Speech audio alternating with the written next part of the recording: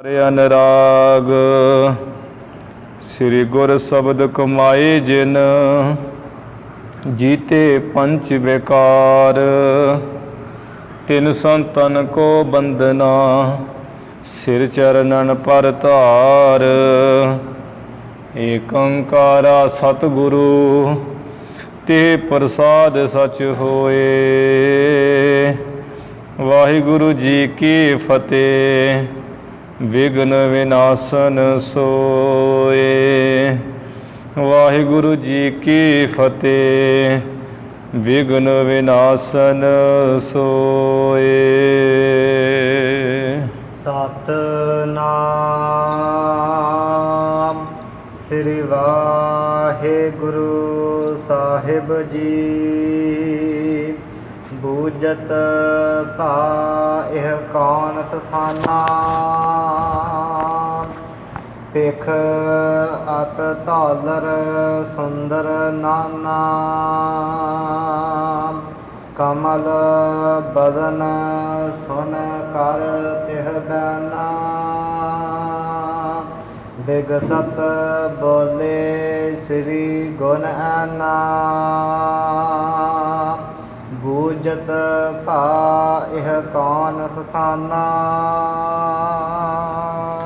वाहिगुरु जी का खालसा वाहिगुरु जी की फतेह।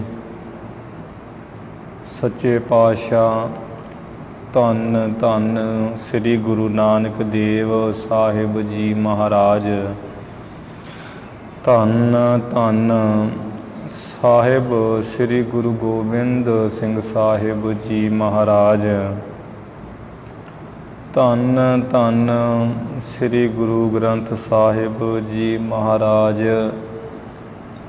सतगुरु जी की साजी नवाजी गुरु रूप गुरु प्यारी साध संगत जीओ।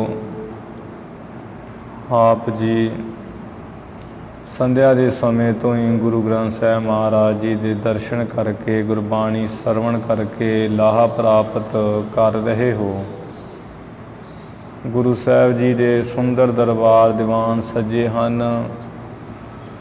बेअंत संगतां गुरु साहिब जी के चरणों में नतमस्तक हो रही हैं।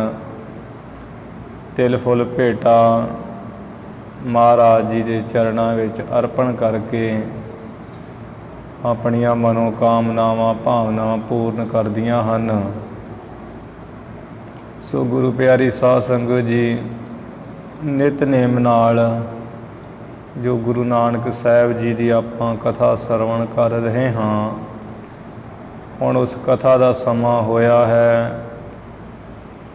जिस तरह महाराज जी कंवल नैन राजे नूं उपदेश करके आत्म ज्ञान बख्श के अगे चलना कीता। भाई मरदाना जी कहन लगे भी गुरु साहिब जी ये राजा बहुत महान सी जिस पास हर एक सुख आराम राज भाग दा सुभाईमान सी। ते आप जी ने गुरु साहिब जी चार की राजा नाल मेल मिलाप कीता। जिथे भी गए गुरसिੱਖੀ प्रगट की है।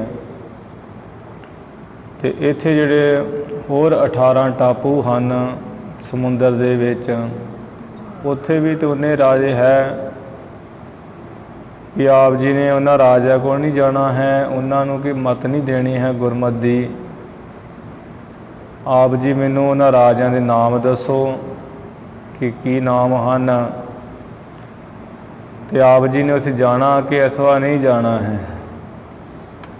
महाराज कहते भी असां ने उत्थे नहीं जाना है। ये जिहड़े दो चार राजे आ सुदरसैन मदरबैन कंवल नैन इन्हों जो गुरसिੱਖੀ प्रगट कर दी है गुरमत सिखा दी है सिख बना लिया है। इन्हां दे राही सारे राजां कोल सिੱਖੀ जिहड़ी प्रगट हो जाएगी। क्योंकि सुदरसैन दे चरनी असीं सारे राजा लाया है वार रूप बचन करके। जो जो भी सुदरसैन को जाणगे वो सिੱਖੀ धारण कर लैणगे। बाकी फिर महाराज जी ने ਭਾਈ ਮਰਦਾਨਾ ਜੀ ਦੇ ਪੁੱਛਣੇ ਕਰਕੇ 18 ਟਾਪੂਆਂ ਦੇ ਰਾਜਿਆਂ ਦੇ ਨਾਮ ਵੀ ਦੱਸੇ। ਕਹਿਣ ਲੱਗੇ ਵੀ ਚੱਲ ਮਰਦਾਨਿਆ, ਹੁਣ ਤੈਨੂੰ ਅਸੀਂ ਸੁਮੇਰ ਪਰਬਤ ਦਿਖਾਈਏ, ਜਿੱਥੇ 84 ਸਿੱਧ ਯੋਗ ਅਭਿਆਸ ਦੇ ਰਾਹੀਂ ਉਸ ਵਾਹਿਗੁਰੂ ਪਰਮੇਸ਼ਰ 'ਚ ਜੁੜਦੇ ਹੈ। ਕਹਿਣ ਲੱਗੇ ਭਾਈ ਮਰਦਾਨਾ ਜੀ ਕਿ ਮਹਾਰਾਜ ਉਹ 84 ਸਿੱਧ ਜਾਂ ਹੋਰ ਮਹਾਂਪੁਰਖ ਜਿਨ੍ਹਾਂ ਪਰਮੇਸ਼ਰ ਦੀ ਪ੍ਰੇਮਾ ਭਗਤੀ ਕੀਤੀ, ਉਹਨਾਂ ਦਾ ਦਰਸ਼ਨ ਵੀ ਕਰਾਂਗੇ। ਜੋ ਅਰਬ ਦੇ ਇਲਾਕੇ ਵਿੱਚ ਮੁਸਲਮਾਨਾਂ ਦੇ 2 ਸਥਾਨ ਹੈ ਬੜੇ ਮਹਾਨ, ਮੱਕਾ ਅਤੇ ਮਦੀਨਾ, ਕਾਬਾ ਮੰਦਰ, ਉਹਨਾਂ ਨੂੰ ਦੇਖਣ ਦੀ ਮੇਰੀ ਇੱਛਾ ਹੈ। ਆਪ ਉਹਨਾਂ ਨੂੰ ਦਿਖਾ ਦਿਓ। ਅਤੇ ਜਿੱਥੇ ਆਪਾਂ ਹੁਣ ਇਸ ਵਕਤ ਮੌਜੂਦ ਹਾਂ, ਇੱਥੋਂ ਕਿੰਨਾ ਕੁ ਦੂਰ ਹੈ ਜੋ ਮੱਕਾ ਮਦੀਨਾ। ਗੁਰੂ ਸਾਹਿਬ ਜੀ ਕਹਿੰਦੇ ਵੀ ਇੱਥੋਂ ਤੇ ਉਹ ਸਾਲਾਂ ਬੱਦੀ ਦਾ ਰਸਤਾ ਹੈ, ਕਿਉਂਕਿ ਗੁਰੂ ਨਾਨਕ ਸਾਹਿਬ ਜੀ ਸਮੁੰਦਰ ਦੇ ਟਾਪੂਆਂ ਵਿੱਚ ਇੱਧਰ ਮਣੀਪੁਰ ਰਿਆਸਤ, ਅਸਾਮ, ਬ੍ਰਹਮਪੁਰਾ ਵਾਲੀ ਵਿਚਰ ਰਹੇ ਸਨ। ਹੁਣ ਪੱਛਮ ਦੇ ਇਲਾਕੇ ਵਿੱਚ ਮੱਕਾ ਹੈ, ਮਦੀਨਾ, ਅਰਬ ਕੰਟਰੀ ਜੋ ਅੱਜ ਕੱਲ੍ਹ ਸਾਊਦੀ ਅਰਬ ਹੈ, ਉੱਥੋਂ ਤੇ ਹੁਣ ਸਾਲਾਂ ਦਾ ਹੀ ਉਹ ਰਸਤਾ ਹੈ। ਜੇ ਪੈਦਲ ਜਾਇਆ ਜਾਵੇ ਬਿਨਾਂ ਸ਼ਕਤੀ ਤੋਂ, ਅਜ਼ਮਤ ਤੋਂ। ਮਹਾਰਾਜ ਨੇ ਯਥਾਰਥ ਹੀ ਕਿਹਾ ਹੈ। ਭਾਈ ਮਰਦਾਨਾ ਜੀ ਕਹਿਣ ਲੱਗੇ ਵੀ ਗੁਰੂ ਸਾਹਿਬ ਜੀ ਐਵੇਂ ਟਾਲ ਮਟੋਲ ਨਾ ਕਰੋ। ਇਹ ਤਿੰਨਾਂ ਲੋਕਾਂ ਵਿੱਚ ਹੀ ਆਪ ਛਿਨ ਸਮੇਂ ਵਿੱਚ ਪਹੁੰਚ ਸਕਦੇ, ਜਾ ਸਕਦੇ। ਐਵੇਂ ਆਪ ਜੀ ਮੈਨੂੰ ਜ਼ਰੂਰ ਦਰਸ਼ਨ ਕਰਾਓ। ਗੁਰੂ ਸਾਹਿਬ ਜੀ ਪ੍ਰਸੰਨ ਹੋ ਕੇ ਕਹਿੰਦੇ ਵੀ ਠੀਕ, ਦਰਸ਼ਨ ਚਲੋ, ਜੇ ਇੱਛਾ ਦੇ ਕਰਾ ਦਿੰਦੇ ਹਾਂ। ਉੱਧਰ ਹੀ ਚਾਲਾ ਮਾਰ ਦਿੱਤਾ। ਗੁਰੂ ਸਾਹਿਬ ਜੀ ਨੇ ਐਵੇਂ ਬਗਲ ਵਿੱਚ ਕਿਤਾਬ ਲੈ ਲਈ ਹੈ, ਹੱਥ ਵਿੱਚ ਸੋਟਾ ਲੈ ਲਿਆ ਹੈ, ਸੀਸ ਉੱਪਰ ਕੁਲ ਹੈ, 4 ਪਹਿਲੂਆਂ 4 ਟਾਕੀਆਂ ਦੀ ਬਣੀ ਹੋਈ ਉਹ ਸਜਾ ਲਈ ਹੈ, ਖਫਣੀ ਜੀ ਪਾ ਲਈ ਹੈ, ਮੱਥੇ ਦੇ ਤਿਲਕ ਜਨੇਊ ਗਲ ਵਿੱਚ ਉਹ ਸਾਂਝਾ ਜਿਹਾ ਜਿਹੜਾ ਨਾ ਭੇਖ ਧਾਰਨ ਕਰ ਲਿਆ, ਵੀ ਨਾ ਪਤਾ ਲੱਗੇ ਵੀ ਹਿੰਦੂ ਹੈ, ਨਾ ਪਤਾ ਲੱਗੇ ਮੁਸਲਮਾਨ। ਇਹ ਕੌਤਕ ਕੀਤਾ ਗੁਰੂ ਸਾਹਿਬ ਜੀ ਨੇ। ਉੱਥੋਂ ਹੀ ਜਿਹੜਾ ਗੁਪਤ ਰੂਪ ਵਿੱਚ ਹੀ ਮਹਾਰਾਜ ਹੋਏ ਹੈ, ਛਿਨ ਸਮੇਂ ਵਿੱਚ ਹੀ, ਜਿੱਥੇ ਭੱਖਰ ਸੱਖਰ ਹੈ, ਜਿੱਥੋਂ ਮੱਕੇ ਦੇ ਵਾਸਤੇ ਹੱਜ ਜਾਂਦੇ ਹਾਜੀ ਲੋਕ ਹੱਜ ਕਰਨ, ਇੱਥੇ ਆ ਪਹੁੰਚੇ ਹੈ। ਸੱਖਰ ਸ਼ਹਿਰ ਭੱਖਰ ਪਹਾੜ ਦਾ ਨਾਮ ਹੈ। ਇੱਥੇ ਜਦੋਂ ਪਹੁੰਚੇ, ਉਹ ਜਿੱਥੇ ਹਾਜੀ ਲੋਕ ਬੈਠੇ ਹੋਏ ਸੀ ਹੱਜ ਕਰਨ ਵਾਲੇ, ਉਹਨਾਂ ਵਿੱਚ ਗੁਰੂ ਸਾਹਿਬ ਜੀ ਜਾ ਬਿਰਾਜਮਾਨ ਹੋਏ। ਵਿਚਕਾਰ ਜੀ ਜਾ ਕੇ ਭਾਈ ਬਾਲਾ ਜੀ ਨੇ ਹੱਥ ਵਿੱਚ ਲੋਟਾ ਲਿਆ ਸੀ, ਨਾਲ ਉਹ ਸਾਫ ਮਸੱਲਾ ਗਲੀਚਾ ਉਹ ਵਿਛਾ ਦਿੱਤਾ ਹਾਜੀਆਂ ਵਿੱਚ। ਫਿਰ ਹਾਜੀ ਜਿਹੜੇ ਵੇਖ ਕੇ ਮਹਾਰਾਜ ਦਾ ਲਿਬਾਸ ਕਿ ਨਾ ਇਹ ਹਿੰਦੂ ਨਾ ਮੁਸਲਮਾਨ ਜਾਣੇ ਜਾਂਦੇ, ਇਹ ਕੌਣ ਹੈ? ਬੜੇ ਔਖੇ ਜਿਹੇ ਹੋਏ। ਅਤੇ ਉਹ ਇੱਕ ਹਾਜੀ ਬੋਲਿਆ ਵੀ ਤੁਸੀਂ ਕੌਣ ਹੋ? ਤੁਹਾਡਾ ਨਾਮ ਕੀ ਹੈ? ਕਿੱਥੇ ਜਾਣਾ ਹੈ? ਤੁਹਾਡੇ ਦੱਸੇ ਤੋਂ ਬਿਨਾਂ ਹੀ ਪਛਾਣ ਨਹੀਂ ਸਕਦੇ, ਕਿਉਂਕਿ ਤੁਹਾਡਾ ਲਿਬਾਸ ਹਾਜੀਆਂ ਵਾਲਾ ਹੈ, ਪਰ ਮੱਥੇ ਦੇ ਤਿਲਕ ਲਾਏ ਇਹ ਹਿੰਦੂਆਂ ਵਾਲਾ ਹੈ। ਅਤੇ ਗੁਰੂ ਸਾਹਿਬ ਜੀ ਕਹਿੰਦੇ ਵੀ ਜਦੋਂ ਇਹ ਜਾਣ ਨਹੀਂ ਸਕੇ, ਫਿਰ ਇਹ ਕਹਿਣ ਲੱਗਾ, ਇੱਕ ਵਿੱਚੇ ਮੁਲਤਾਨ ਦੇ ਆਦਿਕ ਦੇ ਵੀ ਜਿਹੜੇ ਕੁਝ ਹਾਜੀ ਸਨ, ਹੱਜ ਕਰਨ ਵਾਲੇ ਪੀਰ ਆਦਿਕ, ਉਹ ਬਹਾਵਲਦੀਨ ਜਾਂ ਬਹਾਵਦੀਨ, ਉਹਨਾਂ ਨੇ ਮਹਾਰਾਜ ਜੀ ਨੂੰ ਕਿਹਾ ਵੀ ਆ ਜਿਹੜੀ ਬਗਲ ਵਿੱਚ ਕੱਛ 'ਚ ਕਿਤਾਬ ਲਈ ਹੈ, ਇਹਦਾ ਕੋਈ ਅਰਥ ਵੀ ਹੁੰਦਾ ਕਿ ਨਹੀਂ ਹੁੰਦਾ, ਜਿਵੇਂ ਬਗਲ ਵਿੱਚ ਰੱਖੀ ਹੋਈ। ਗੁਰੂ ਸਾਹਿਬ ਜੀ ਨੇ ਫਿਰ 3 ਪ੍ਰਕਾਰ ਦੀ ਪੜ੍ਹਾਈ ਦੱਸੀ ਹੈ ਵੀ ਜਿਹੜਾ ਹੱਡ ਖਾਣਾ ਪੜ੍ਹਾਈ, ਗੋਸ਼ਤ ਖਾਣਾ, ਮਾਸ ਖਾਣਾ ਪੜ੍ਹਾਈ, ਮਗਜ਼ ਖਾਣਾ ਪੜ੍ਹਾਈ, 3 ਪ੍ਰਕਾਰ ਦੀ ਪੜ੍ਹਾਈ ਹੈ। ਉਹਦਾ ਬੜਾ ਵਿਸਥਾਰ ਮਹਾਰਾਜ ਜੀ ਨੇ ਦੱਸਣਾ ਕੀਤਾ, ਉਹ ਆਪਾਂ ਸਰਵਣ ਕੀਤਾ ਵਿਸਥਾਰ ਨਾਲ। ਫਿਰ ਇਹ ਕਹਿੰਦੇ ਵੀ ਤੁਸਾਂ ਨੇ ਆ ਸਾਡੇ ਵਾਂਗ ਪੱਗ ਕਿਉਂ ਨਹੀਂ ਬੰਨੀ ਹੈ? ਕੁਲ ਹੈ 4 ਟਾਕੀਆਂ ਦੀ ਕਿਉਂ ਬੰਨੀ ਹੈ? ਉਹ ਵੀ ਗੁਰੂ ਸਾਹਿਬ ਨੇ ਦੱਸਿਆ ਵੀ ਭਾਵੇਂ ਕਿ ਦਸਤਾਰ ਪਗੜੀ ਬਹੁਤ ਉੱਤਮ ਹੈ, ਇਹ ਕੁਲ ਹੈ ਹੀ ਮੌਜ ਨਾਲ ਹੀ ਧਰੀ ਹੋਈ ਹੈ। ਇਹ ਸਾਨੂੰ 4 ਜਿਹੜੀਆਂ ਟਾਕੀਆਂ ਲੱਗੀਆਂ, 4 ਹੀ ਤਰਕਾਂ ਤੋਂ ਵਰਜਦੀ ਹੈ। ਸੰਸਾਰ ਦਾ ਜਿਹੜਾ ਸੁੱਖ ਛੱਡ ਦੇਣਾ ਭਗਤੀ ਕਰਦਿਆਂ, ਬੰਦਗੀ ਕਰਦਿਆਂ, ਸਵਰਗ ਦਾ ਸੁੱਖ ਛੱਡ ਦੇਣਾ ਹੈ, ਮਾਣ ਮੋਹ ਛੱਡ ਦੇਣਾ ਹੈ। ਇਹ ਸਾਨੂੰ ਚਾਰ ਚੀਜ਼ਾਂ ਦੱਸਦੀ ਹੈ। ਫਿਰ ਟੋਪੀ ਜਿਹੜੀ ਹੈ ਕੁਲ ਹੈ ਫਕੀਰਾਂ ਵਾਲੀ ਟੋਪੀ ਦਾ ਅੰਦਰਵਾਰ ਉਹ ਜਿਵੇਂ ਬੜੀ ਡੂੰਘੀ ਹੈ, ਅੰਤਰਮੁਖ ਹੈ। ਇਸੇ ਤਰ੍ਹਾਂ ਅੰਦਰ ਦੇ ਆਤਮੇ ਦੀ ਸੋਧ ਵਿਚਾਰ ਦੀ ਇੱਕ ਰਾਸੇ ਰਸਾਉਂਦੀ ਹੈ ਵੀ ਆਪਣੇ ਆਤਮਾ ਨੂੰ ਸੋਧ। ਐਵੇਂ ਸਵਾਲ ਜਵਾਬ ਹੋਏ। ਆਪਣਾ ਗੁਰੂ ਸਾਹਿਬ ਨੇ ਨਾਮ ਵੀ ਦੱਸਿਆ। ਇਹਨਾਂ ਨੇ ਸਲਾਹ ਕੀਤੀ ਵੀ ਇਹਦੇ ਬੋਲ ਕੁਝ ਮੇਲ ਨਹੀਂ ਖਾਂਦੇ ਸਾਡੇ ਨਾਲ, ਰਲਵਾ ਮਿਲਵਾ ਜਾਂ ਭੇਖ ਹੈ।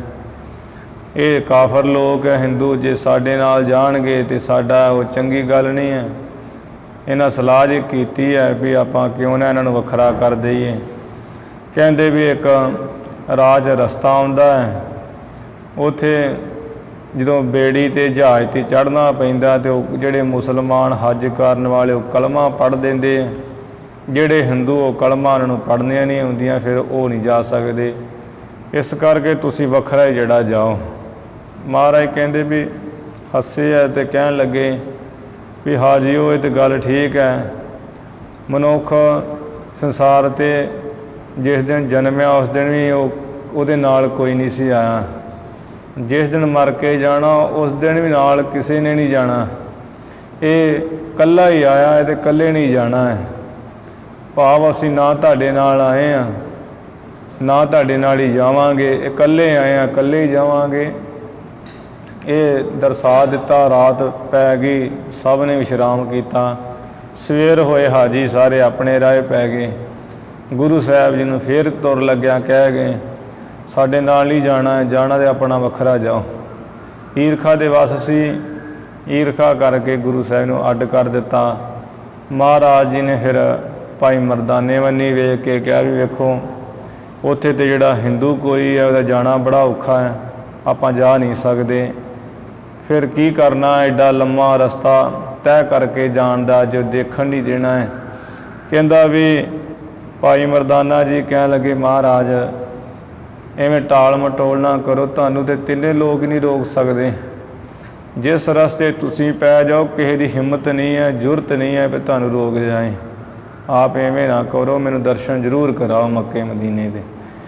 ਫਿਰ ਮਹਾਰਾਜ ਕਹਿਣ ਲੱਗੇ ਵੀ ਭਾਈ ਮਰਦਾਨਾ ਜੀ ਠੀਕ ਜੇ ਜਾਣਾ ਹੈ, ਤੁਸਾਂ ਨੇ ਸੱਚ ਹੀ ਕਿਹਾ ਹੈ। ਚਲੋ ਫਿਰ ਰਬਾਬ ਵਜਾਓ, ਸੋਹਣਾ ਜਿਹੜਾ ਕੀਰਤਨ ਗਾਇਨ ਕਰੋ, ਪਰਮੇਸ਼ਰ ਆਪੇ ਆਸਾ ਪੂਰੀ ਕਰੇਗਾ। ਸਭ ਦੀ ਉਹੀਓ ਕਰਦਾ ਹੈ ਆਸਾ ਪੂਰੀ। ਭਾਈ ਮਰਦਾਨਾ ਜੀ ਨੇ ਖੁਸ਼ ਹੋ ਕੇ ਰਬਾਬ ਵਜਾਇਆ, ਸੁਰਾਂ ਅਤੇ ਰਾਗਾਂ ਵਿੱਚ ਮੇਲ ਕੇ ਸ਼ਬਦ ਦਾ ਗਾਇਨ ਕੀਤਾ। ਰੀਝ ਕੇ ਖੁਸ਼ ਹੋ ਕੇ ਉੱਚੀ ਉੱਚੀ ਗਾਇਆ ਹੈ। ਉਹ ਨੇਤਰ ਬੰਦ ਕੀਤੇ ਸੀ। ਜਦੋਂ ਸ਼ਬਦ ਸੰਪੂਰਨ ਹੋਇਆ ਅਤੇ ਗਰਦਨ ਜਿਹੜੀ ਨੀਵੀਂ ਕੀਤੀ, ਭਾ ਮੱਥਾ ਟੇਕਿਆ ਠਾਹ ਵੱਲ ਹੋ ਕੇ, ਅਤੇ ਜਦੋਂ ਹੀ ਉਹ ਗਰਦਨ ਆਪਣੀ ਤਾਂਹ ਵੱਲ ਕੀਤੀ ਹੈ ਅਤੇ ਨੇਤਰ ਖੋਲ੍ਹੇ ਹੈ, ਕੀ ਵੇਖਿਆ ਕਿ ਜਿਹੜੇ ਮੱਕੇ ਦੇ ਮਦੀਨੇ ਮੱਕੇ ਕਾਬੇ ਮੰਦਰ ਦੇ ਜਿਹੜੇ ਮਨਾਰੇ ਗੁੰਬਦ ਹੈ ਉਹ ਦਿਖ ਰਹੇ ਹੈ ਸਾਰੇ। ਜਦੋਂ ਉਹ ਦੇਖੇ ਹੈ ਭਾਈ ਮਰਦਾਨਾ ਜੀ ਨੇ ਜਿਵੇਂ ਪੁੱਛਿਆ, ਉਹ ਪ੍ਰਸੰਗ ਅੱਜ ਆ ਰਿਹਾ, ਆਪਾਂ ਸਰਵਣ ਕਰੀਏ। ਗੁਰੂ ਸਾਹਿਬ ਜੀ ਦੇ ਚਰਨਾਂ ਵਿੱਚ ਲਵਾਓ ਹਾਜ਼ਰੀਆਂ, ਉਚਾਰਨ ਕਰੋ ਜੀ ਸਤਨਾਮ ਸ੍ਰੀ ਵਾਹਿਗੁਰੂ ਸਾਹਿਬ ਜੀ। ਸਤਨਾਮ ਸ੍ਰੀ ਵਾਹਿਗੁਰੂ ਸਾਹਿਬ ਜੀ। ਸਤਨਾਮ ਸ੍ਰੀ ਵਾਹਿਗੁਰੂ ਸਾਹਿਬ ਜੀ। ਬੂਝਤ ਭਾ ਇਹ ਕੌਣ ਸਥਾਨਾ। ਜਦੋਂ ਇਹ ਸ਼ਬਦ ਪੂਰਾ ਕਰਕੇ ਭਾਈ ਮਰਦਾਨਾ ਜੀ ਨੇ ਨਮਸਕਾਰ ਕੀਤੀ ਹੈ ਮੁਖ ਠਾਂ ਕਰਕੇ, ਤਾਂ ਕੀਤਾ ਮੁਖ। ਗੁਰੂ ਸਾਹਿਬ ਜੀ ਨੇ ਕਿਹਾ ਮਰਦਾਨਿਆ ਨੇਤਰ ਖੋਲ। ਜਦੋਂ ਹੀ ਨੇਤਰ ਖੋਲ੍ਹੇ ਹੈ, ਕੀ ਦੇਖਿਆ ਉਸ ਮੱਕੇ ਦੇ ਉਹ ਕਾਬੇ ਮੰਦਰ ਦੇ ਜਿਹੜੇ ਮਨਾਰੇ ਹੈ, ਉੱਚੇ ਉੱਚੇ ਗੁੰਬਦ ਹੈ, ਉਹ ਦੇਖੇ ਹੈ। ਦੇਖ ਕੇ ਭਾਈ ਮਰਦਾਨਾ ਜੀ ਪੁੱਛਣ ਲੱਗੇ ਮਹਾਰਾਜ ਆ ਜਿਹੜੇ ਸਾਹਮਣੇ ਦਿਖ ਰਿਹਾ ਬੜੇ ਸੋਹਣੇ ਗੁੰਬਦ ਮਨਾਰੇ, ਇਹ ਕਿਹੜਾ ਸਥਾਨ ਹੈ। ਵਿਖਿਆਤ ਧਾਲਰ ਸੁੰਦਰ ਨਾਨਾ। ਜੋ ਨਾਨਾ ਤਰ੍ਹਾਂ ਦੇ ਬੜੇ ਸੋਹਣੇ ਆ ਮਹਿਲ ਮੰਦਰ ਦਿਸ ਰਹੇ ਆ ਮੁਨਾਰੇ।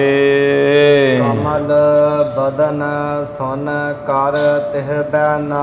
ਭਾਈ ਮਰਦਾਨਾ ਜੀ ਦੇ ਗੁਰੂ ਸਾਹਿਬ ਜਿਨ੍ਹਾਂ ਦਾ ਕਮਲ ਵਰਗਾ ਮੁਖ ਹੈ, ਸੁਣ ਕਰਕੇ ਸਤ ਬੋਲੇ ਸ੍ਰੀ ਗੁਣ ਐਨਾ। ਗੁਣਾਂ ਦੇ ਘਰ ਮਹਾਰਾਜ ਹੱਸਦਿਆਂ ਹੋਇਆ ਹੀ ਬੋਲੇ ਹਨ।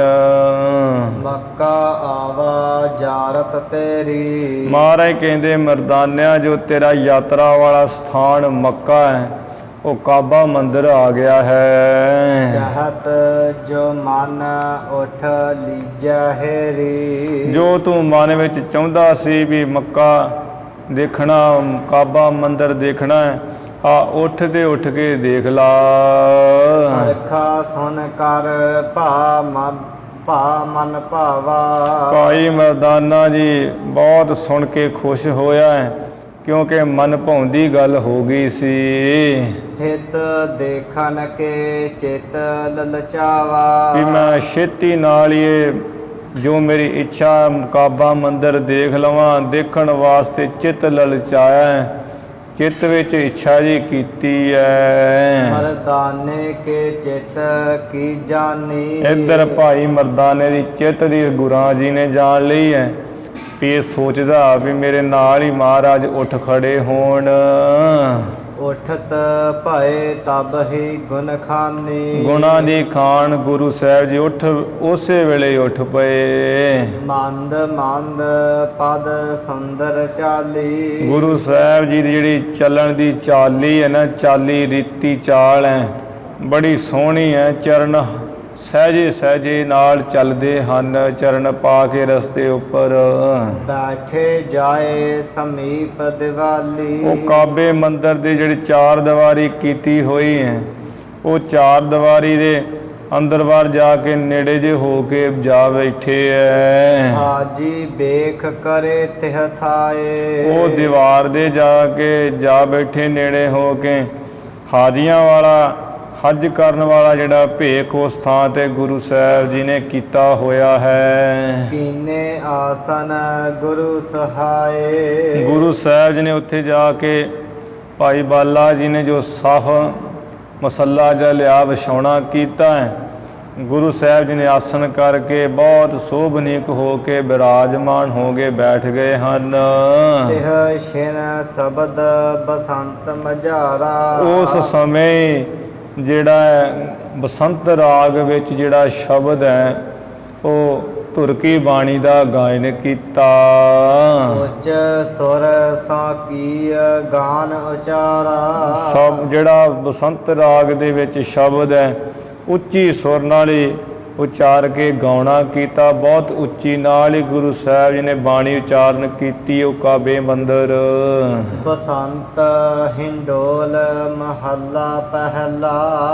ਘਰ ਪਹਿਲਾ ਇੱਕ ਓੰਕਾਰ ਸਤ ਗੁਰ ਪ੍ਰਸਾਦ। ਬਸੰਤ ਹਿੰਡੋਲ ਮਹੱਲਾ ਪਹਿਲਾ ਘਰ ਦੂਜਾ। ਬਸੰਤ ਤੇ ਹਿੰਡੋਲ ਦੋਵਾਂ ਰਾਗਾਂ ਵਿੱਚ ਮਹੱਲਾ ਪਹਿਲਾ। ਪਹਿਲੇ ਨਾਨਕ ਗੁਰੂ ਨਾਨਕ ਸਾਹਿਬ ਜੀ ਉਚਾਰਨ ਕਰਦੇ ਹੈ, ਜਿਸ ਸ਼ਬਦ ਨੂੰ ਦੂਸਰੇ ਘਰ ਸੁਰਤਾਲ ਵਿੱਚ ਗਾਉਣ ਦੀ ਆਗਿਆ ਹੈ। ਇੱਕ ਓੰਕਾਰ ਸਤ ਗੁਰ ਪ੍ਰਸਾਦ। ਵਸਤੂ ਨਿਰਦੇਸ਼ ਮੰਗਲ ਕਰਦੇ ਹੋਏ ਕਹਿ ਰਹੇ ਮਹਾਰਾਜ, ਇਹ ਪਰਮੇਸ਼ਰ ਜੋ ਇੱਕ ਅਦੁੱਤੀ ਬ੍ਰਹਮ ਹੈ, ਅਦਵੈਤ ਸਰੂਪ ਹੈ, ਓੰਕਾਰ ਸਰਬ ਦਾ ਪ੍ਰਕਾਸ਼ਕ ਹੈ। ਸਤਿਗੁਰ ਦੀ ਕਿਰਪਾ ਨਾਲ ਹੀ ਉਸ ਪਰਮੇਸ਼ਰ ਦੀ ਪ੍ਰਾਪਤੀ ਹੈ। 9 7 14 3 4। ਉਹ ਕਾਬੇ ਮੰਦਿਰ ਵਿੱਚ ਬੈਠ ਕੇ ਦੀਵਾਰ ਦੇ ਕੋਲੇ ਸ਼ਬਦ ਉਚਾਰਦੇ ਹੋਏ ਕਹਿਣ ਲੱਗੇ, ਹੇ ਪਰਮੇਸ਼ਰ, ਤੂੰ ਜਿਹੜੇ 9 ਖੰਡ ਬਣਾ ਦਿੱਤੇ ਹੈ, 7 ਦੀਪ ਕਰ ਦਿੱਤੇ ਹੈ, 14 ਲੋਕ ਬਣਾ ਦਿੱਤੇ, 3 ਗੁਣ ਤੇ 4 ਭੇਦ ਕਰ ਦਿੱਤੇ ਹਨ। ਕਰ ਮਹਿਲਤ 4 ਬਹਾਲੀ। ਮਹਿਲਤ ਜਿਹੜੀ ਸੋਹਣੀ ਹਵੇਲੀ ਹੈ, ਬਹਾਲੀ ਕਹੀਏ ਇਸਤ ਕਰ ਦਿੱਤੀ ਹੈ, ਕੀਤੀ ਹੋਈ ਹੈ ਆਪਨੇ ਪਰਮੇਸ਼ਰ ਜੀ। ਚਾਰੇ ਦੀਵੇ ਚਹੁ ਹੱਥ ਦੀਏ। ਜਿਹੜੇ ਚਾਰ ਵੇਦ ਰੂਪ ਦੀਵੇ ਹੈ, ਉਹ ਚਾਰ ਵੇਦ ਰੂਪ ਦੀਵੇ ਚੌਵੇਂ ਹੱਥਾਂ, ਚੌਵੇਂ ਯੁੱਗਾਂ ਦੇ ਹੱਥਾਂ ਵਿੱਚ ਦੇ ਦਿੱਤੇ ਹੈ। ਅਥਵਾ ਚਾਰ ਯੁੱਗ, ਸਤਿਯੁਗ, ਤ੍ਰੇਤਾ, ਦੁਆਪਰ, ਕਲਯੁਗ। ਅਥਵਾ ਜਿਹੜੇ ਚਾਰ ਵਰਨਾ ਰੂਪ ਰਾਜੇ ਹੈ, ਉਹਨਾਂ ਦੇ ਹੱਥਾਂ ਵਿੱਚ ਚਾਰ ਵੇਦ ਰੂਪ ਦੀਵੇ ਦੇ ਦਿੱਤੇ ਹੈ। ਜਾਂ ਜਿਹੜੇ ਚਾਰ ਅਵਤਾਰ ਰੂਪ ਰਾਜੇ ਹੈ, ਉਹਨਾਂ ਦੇ ਹੱਥਾਂ ਵਿੱਚ ਦੇ ਦਿੱਤੇ ਹੈ ਚਾਰ ਦੀਵੇ ਵੇਦ ਰੂਪ।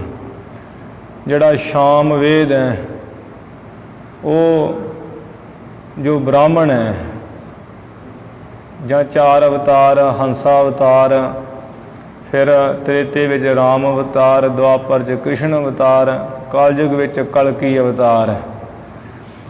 ਚਾਰ ਵੇਦ ਰੂਪ ਦੀਵੇ ਚਾਰ ਹੱਥਾਂ ਵਿੱਚ, ਚਾਰੇ ਯੁੱਗਾਂ ਦੇ ਰਾਜੇ ਜੋ ਵਰਨ ਹੈ। ਪਹਿਲਾਂ ਬ੍ਰਾਹਮਣਾਂ ਦਾ ਰਾਜ ਸੀ ਸਤਿਯੁਗ ਵਿੱਚ, ਉਹ ਬ੍ਰਾਹਮਣਾ ਰੂਪ ਰਾਜਿਆਂ ਦੇ ਹੱਥ ਵਿੱਚ ਦੇ ਦਿੱਤਾ ਸ਼ਾਮ ਵੇਦ ਰੂਪ ਦੀਵਾ।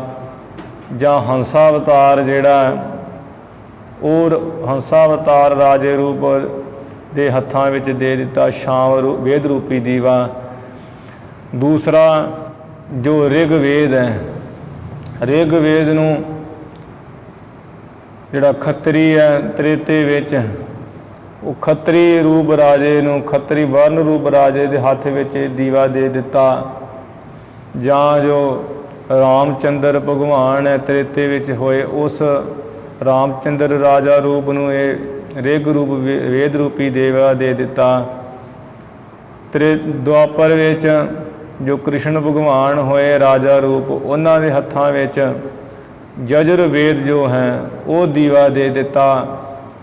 ਅਥਵਾ ਜੋ ਵੈਸ ਹੈ, ਵੈਸ ਵਰਨ ਰੂਪ ਰਾਜਾ ਹੈ, ਉਸ ਦੇ ਹੱਥਾਂ ਵਿੱਚ ਇਹ ਦੀਵਾ ਦੇ ਦਿੱਤਾ ਜਜਰ ਵੇਦ ਰੂਪੀ। ਚੌਥਾ ਜੋ ਦੀਵਾ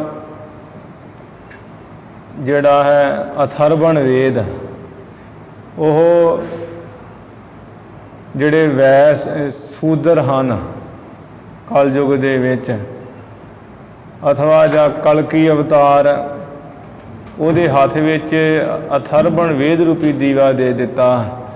ਸ਼ੂਦਰ ਜਿਹੜੇ ਆ ਹੁਣ ਕਲਯੁਗ ਵਿੱਚ, ਉਹਨਾਂ ਦੀ ਮਹਾਨਤਾ ਇਹੋ ਮੋਰੀ ਹਨ। ਅਥਰਵਣ ਵੇਦ ਰੂਪੀ ਜਿਹੜਾ ਦੀਵਾ ਸੀ, ਹੇ ਪਰਮੇਸ਼ਰ ਤੂੰ ਹੁਣ ਕਲਯੁਗ ਦੇ ਵਿੱਚ ਕਲਕੀ ਅਵਤਾਰ ਅਥਵਾ ਜਿਹੜੇ ਸ਼ੂਦਰ ਲੋਕ ਹੈ, ਉਹ ਸ਼ੂਦਰ ਵਰਨ, ਉਹ ਸ਼ੂਦਰ ਵਰਨ ਰੂਪ ਰਾਜੇ ਦੇ ਹੱਥਾਂ ਵਿੱਚ ਦੇ ਦਿੱਤਾ ਹੈ। ਇਹਨਾਂ ਦੀ ਪ੍ਰਧਾਨਤਾ ਹੈ। ਏਕਾ ਵਾਰੀ, ਇੱਕੋ ਵਾਰੀ ਦਿੱਤਾ ਹੈ। ਤੇ ਬ੍ਰਾਹਮਣਾਂ ਦਾ ਰਾਜ ਸੀ ਸਤਿਯੁਗ ਵਿੱਚ, ਉਹਨਾਂ ਨੂੰ ਰਾਜ ਦਿੱਤਾ ਸਤਿਯੁਗ ਵਿੱਚ। ਤ੍ਰੇਤੇ ਵਿੱਚ ਜਿਹੜਾ ਖੱਤਰੀਆਂ ਦਾ ਰਾਜ ਸੀ, ਦੁਆਪਰ ਵਿੱਚ ਵੈਸਾਂ ਦਾ ਰਾਜ ਸੀ, ਕਲਯੁਗ ਦੇ ਵਿੱਚ ਸ਼ੂਦਰਾਂ ਦਾ ਰਾਜ ਹੈ। ਇਵੇਂ ਇੱਕ ਵਾਰੀ ਸਭ ਨੂੰ ਇਹ ਜਿਹੜਾ ਹੈ ਵੇਦ ਰੂਪੀ ਦੀਵਾ ਦੇ ਦਿੱਤਾ ਪ੍ਰਕਾਸ਼ ਕਰਨ ਵਾਸਤੇ, ਜੋ ਪ੍ਰਕਾਸ਼ ਕਰ ਰਿਹਾ ਹਰ ਵਕਤ ਚੌਹਾਂ ਯੁੱਗਾਂ ਵਿੱਚ ਹੀ ਚਾਰੇ ਵੇਦ। ਮਿਹਰਵਾਨ ਮਦਸੂਦਨ ਮਾਧੋ, ਹੇ ਮਿਹਰਵਾਨ ਮਿਹਰ ਕਰਨ ਵਾਲੇ, ਮਦ ਰੂਪੀ ਦੈਂਤ ਨੂੰ ਕੱਟਣ ਵਾਲੇ ਮਾਇਆ ਦੇ ਪਤੀ ਮਾਧੋ।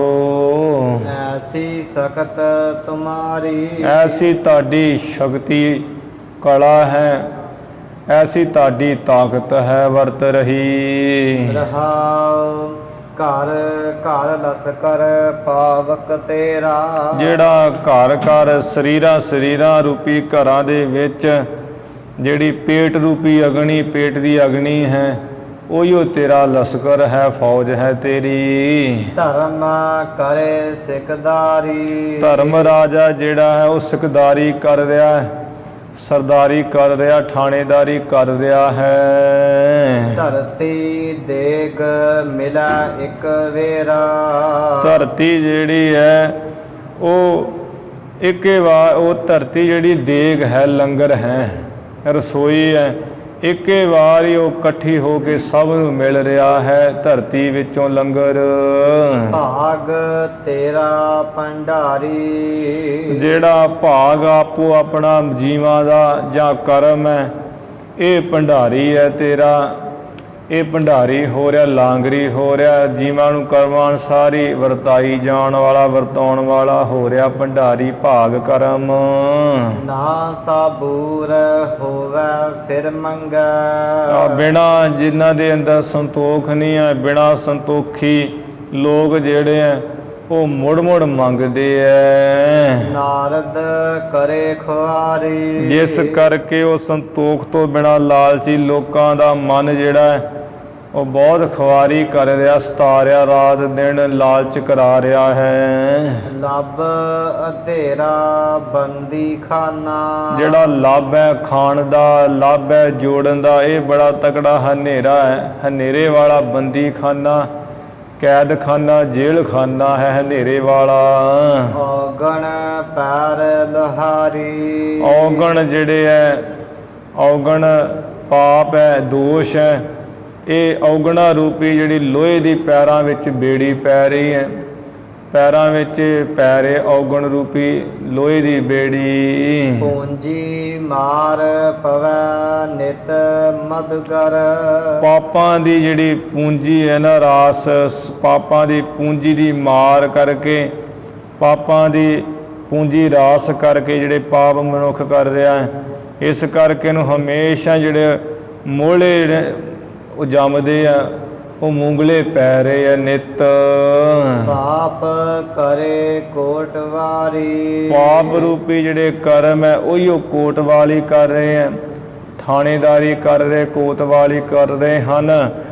ਤੇ ਪਾਪਾਂ ਦੀ ਪੂੰਜੀ ਦੇ ਕਰਕੇ ਹਮੇਸ਼ਾ ਇਸ ਜੀਵ ਨੂੰ ਜਿਹੜੀ ਹੈ ਮਾਰ ਪੈ ਰਹੀ ਹੈ ਮੋਹਲਿਆਂ ਦੀ, ਉਹ ਮੂੰਗਲਿਆਂ ਦੀ ਮਾਰ ਪਵੇਗੀ। ਪਾਪ ਕਿਉਂਕਿ ਕੋਟਵਾਲੀ ਕਰ ਰਹੇ ਆ, ਜਿਹੜੀ ਠਾਣੇਦਾਰੀ ਕਰ ਰਹੇ ਹਨ ਪਾਪ ਕਰਮ। ਭਾਵੈ ਚੰਗਾ ਭਾਵੈ ਮੰਦਾ। ਇਹ ਪਰਮੇਸ਼ਰ ਭਾਵੇਂ ਚੰਗਾ ਹੈ ਭਾਵੇਂ ਮੰਦਾ ਹੈ। ਜੈਸੀ ਨਦਰ ਤੁਮਾਰੀ। ਜਿਸ ਤਰ੍ਹਾਂ ਤੇਰੀ ਨਦਰ ਹੋ ਰਹੀ ਹੈ ਨਾ, ਉਸੇ ਤਰ੍ਹਾਂ ਬਿਲਕੁਲ ਠੀਕ ਹੀ ਹੈ। ਆਦ ਪੁਰਖ ਕੋ ਅੱਲਾਹ ਕਹੀਐ। ਇਹ ਪਰਮੇਸ਼ਰ ਹੁਣ ਐਸਾ ਸਮਾਂ ਵਰਤ ਰਿਹਾ ਵੀ ਜੋ ਤੂੰ ਆਦਿ ਪੁਰਖ ਹੈ ਨਾ, ਮੁੱਢ ਰੂਪ, ਤੈਨੂੰ ਸਾਰੇ ਇਸ ਸਮੇਂ ਅੱਲਾ ਅੱਲਾ ਹੀ ਕਹਿ ਰਹੇ ਹਨ। ਅੱਲਾਹੂ ਅਕਬਰ, ਅੱਲਾਹੂ ਅਕਬਰ। ਸ਼ੇਖਾ ਆਈ ਵਾਰੀ। ਜਿਸ ਕਰਕੇ ਸ਼ੇਖਾਂ ਦੀ ਵਾਰੀ ਆ ਗਈ ਹੈ, ਸ਼ੇਖਾਂ ਦੀ ਵਾਰੀ ਆਈ ਹੋਈ ਹੈ। ਆਓ ਸੇਖ ਜੀ, ਆਓ ਸੇਖ ਜੀ, ਹੋ ਰਿਹਾ ਚਾਰੇ ਪਾਸੇ। ਦੇਵਲ ਦੇਵਤਿਆ ਕਰ ਲਾਗਾ। ਦੇਵਤਿਆਂ ਦੇ ਜਿਹੜੇ ਦੇਵਲ ਕਹੀਏ ਮੰਦਰ ਹੈ, ਉਹਨਾਂ ਨੂੰ ਵੀ ਟੈਕਸ ਲੱਗ ਰਿਹਾ ਹੈ, ਮੂਲ ਲੱਗ ਰਿਹਾ, ਮਸੂਲ। ਤੇ ਦੇਵਤਿਆਂ ਦੀ ਜਿਹੜੀਆਂ ਮੂਰਤੀਆਂ ਉਹਨਾਂ ਨੂੰ ਤੇ ਮਸੂਲ ਲੱਗ ਰਿਹਾ ਹੈ, ਟੈਕਸ ਲੱਗ ਰਿਹਾ ਹੈ। ਐਸੀ ਕੀਰਤ ਚਾਲੀ। ਐਸੀ ਜਿਹੜੀ ਕੀਰਤੀ ਹੈ ਉਹ ਚਾਲੀ ਰੀਤੀ ਚੱਲ ਰਹੀ ਹੈ, ਐਸੀ ਵਡਿਆਈ ਦੀ ਚਾਲੀ ਚਾਲ ਚੱਲ ਰਹੀ ਹੈ, ਐਸੀ ਰੀਤੀ। ਕੂਜਾ ਬਾਂਗ ਨਿਵਾਜ ਮੁਸੱਲਾ। ਆ ਹੱਥ ਵਿੱਚ ਉਜੂ ਸਾਜਣ ਵਾਸਤੇ ਕੂਜਾ ਕਹੀਏ ਲੋਟਾ ਜਲ ਦਾ ਲੈ ਕੇ ਤੇ ਉਜੂ ਸਾਜਦੇ ਐ, ਫਿਰ ਬਾਂਗਾਂ ਦਿੰਦੇ ਐ, ਨਵਾਜ਼ ਪੜ੍ਹਦੇ ਐ, ਮੁਸੱਲਾ ਵਿਛਾ ਕੇ, ਸਫ ਗਲੀਚਾ ਵਿਛਾ ਕੇ ਨਵਾਜ਼ ਗੁਜ਼ਾਰਦੇ ਹਨ। ਨੀਲ ਰੂਪ ਬਨਵਾਰੀ। ਨੀਲੇ ਕੱਪੜੇ ਪਾ ਕੇ ਐਸਾ ਹੈ ਸੰਸਾਰ ਰੂਪੀ ਬਾਗ ਦੇ ਵਾਲੀ ਤੂੰ ਐਸਾ ਹੋ ਰਿਹਾ ਹੈ। ਘਰ ਘਰ ਮੀਆਂ ਸਭਨਾ ਜੀਆ। ਸਾਰੇ ਜੀਆਂ ਨੂੰ ਘਰ ਘਰ ਵਿੱਚ ਹੀ ਮੀਆਂ ਮੀਆਂ ਸੱਦਿਆ ਜਾ ਰਿਹਾ। हे ਮੀਆਂ ਜੀ, ਆਓ ਮੀਆਂ ਜੀ। ਬੋਲੀ ਅਵਰ ਤੁਮਾਰੀ। हे ਪਰਮੇਸ਼ਰ ਤੇਰੀ ਹੋਰ ਹੀ ਤਰ੍ਹਾਂ ਦੀ ਬੋਲੀ ਹੋ ਗਈ ਹੈ, ਸਾਰੇ ਮੀਆਂ ਮੀਆਂ ਕਰ ਰਹੇ ਇੱਥੇ। ਜੇ ਤੂੰ ਮੀਰ ਮਹੀਪਤ ਸਾਹਿਬ। हे ਪਰਮੇਸ਼ਰ ਜੇ ਤੂੰ ਹੀ ਜਿਨ੍ਹਾਂ ਨੂੰ ਪਾਤਸ਼ਾਹ ਧਰਤੀ ਦੇ ਮਾਲਕ ਸਾਹਿਬ ਬਣਾਉਣਾ ਚਾਹੇ। ਕੁਦਰਤ ਕੌਣ ਹਮਾਰੀ। ਸਾਡੀ ਹਮਾਰੀ ਭਾਵ ਸਾਡੀ ਤਮਾਮ ਜੀਵਾਂ ਦੀ ਕੌਣ ਕੁਦਰਤ ਹੈ, ਕਿਹੜੀ ਸ਼ਕਤੀ ਹੈ, ਕਿਹੜੀ ਤਾਕਤ ਹੈ ਵੀ ਹਟਾ ਦਈਏ, ਵੀ ਐਵੇਂ ਨਹੀਂ ਐਵੇਂ ਕਰ। ਚਾਰੇ ਕੁੰਟ ਸਲਾਮ ਕਰਹਿਗੇ। ਜਿੱਥੇ ਤੇਰੀ ਮਰਜ਼ੀ ਆ ਉੱਥੇ ਮਨੁੱਖ ਕੀ ਕਰ ਸਕਦਾ। ਮਾਨਸ ਕਿਆ ਵਿਚਾਰਾ ਰਾਮ, ਉੱਥੇ ਤੇ ਚਾਰੇ ਕੁੰਡੀ ਹੈ ਪਰਮਾਤਮਾ ਖੁਦਾ ਵਾਲੇਕਮ ਸਲਾਮ ਹੀ ਕਰਨਗੇ। ਘਰ ਘਰ ਸਿਫਤ ਤੁਮਾਰੀ, ਘਰ ਘਰ ਵਿੱਚ ਤੇਰੀ ਸਿਫਤ ਸਲਾਹੀ ਹੋਏਗੀ। ਤੀਰਥ ਸਿਮਰਤ ਪੁੰਨ ਦਾਨ ਕਿਛ। ਉਸ ਵੇਲੇ ਆਕਾਸ਼ਵਾਣੀ ਹੋਈ ਵੀ ਹੇ ਨਾਨਕ ਜੀ ਤੁਸੀਂ ਕੀ ਚਾਹੁੰਦੇ ਹੋ, ਤੁਹਾਨੂੰ ਕੀ ਚਾਹੀਦਾ ਹੈ। ਤੇ ਮਹਾਰਾਜ ਹਿੰਦੂਆਂ ਦੇ ਪੱਖ ਵਿੱਚ ਬੋਲੇ ਵੀ ਅਸੀਂ ਚਾਹੁੰਦੇ ਹਾਂ ਵੀ ਹੇ ਪਰਮੇਸ਼ਰ ਜਿਹੜੇ ਆ ਤੀਰਥ ਹੈ ਨਾ ਜਿੱਥੇ ਟੈਕਸ ਲੱਗਦਾ ਅੱਜ ਕੱਲ੍ਹ, ਇਹ ਟੈਕਸ ਨਾ ਲੱਗੇ। ਤੀਰਥਾਂ ਦਾ ਇਸ਼ਨਾਨ ਕਰਨ ਨੂੰ ਮਿਲੇ ਹਿੰਦੂਆਂ ਨੂੰ, ਪੁੰਨ ਦਾਨ ਮਿਲੇ ਕਰਨ ਨੂੰ, 27 ਸਮਰਤੀਆਂ ਦਾ ਪੜਨਾ ਮਿਲੇ। ਲਾਹਾ ਮਿਲਿਆ ਦਿਹਾੜੀ, ਜੀਵਨ ਰੂਪ ਦਿਹਾੜੀ ਦਾ ਇਹ ਲਾਹਾ ਮਿਲੇ। ਸਾਰੇ ਤੀਰਥਾਂ ਦੇ ਇਸ਼ਨਾਨ ਕਰਨ ਜਾਣ ਤੇ ਟੈਕਸ ਨਾ ਲੱਗੇ। ਪੁੰਨ ਦਾਨ ਆਦਿਕ ਕਰਨ, 27 ਸਿਮਰਤੀਆਂ ਇਹ ਆਦਿਕ ਪੜ੍ਹ ਲੈਣ, ਇਹ ਲਾਹਾ ਮਿਲੇ ਸਭ ਨੂੰ। ਨਾਨਕ ਨਾਮ ਮਿਲਾ ਵਡਿਆਈ। ਤੇ ਗੁਰੂ ਸਾਹਿਬ ਜੀ ਨੂੰ ਫਿਰ ਆਕਾਸ਼ਵਾਣੀ ਹੋਈ ਵੀ ਆਪ ਜੀ ਕੀ ਆਪਣੇ ਵਾਸਤੇ ਮੰਗਦੇ ਹੋ। ਗੁਰੂ ਸਾਹਿਬ ਜੀ ਕਹਿਣ ਲੱਗੇ ਹੇ ਪਰਮੇਸ਼ਰ ਜਿਹੜੀ ਵੀ ਤੇਰੀ ਵਡਿਆਈ ਕਰਨੀ ਨਾ ਅਸੀਂ ਵਡਿਆਈ ਕਰੀਏ, ਉਹ ਵਡਿਆਈ ਕਰਨ ਵਾਸਤੇ ਤੁਹਾਡਾ ਨਾਮ ਹੀ ਮਿਲੇ ਸਾਨੂੰ। ਮੇਕਾ ਘੜੀ ਸੰਭਾਲੀ, ਮੇਕਾ ਕਹੀਏ ਇੱਕ ਇੱਕ ਘੜੀ ਸੰਭਾਲੀਏ ਤੁਹਾਡਾ ਨਾਮ।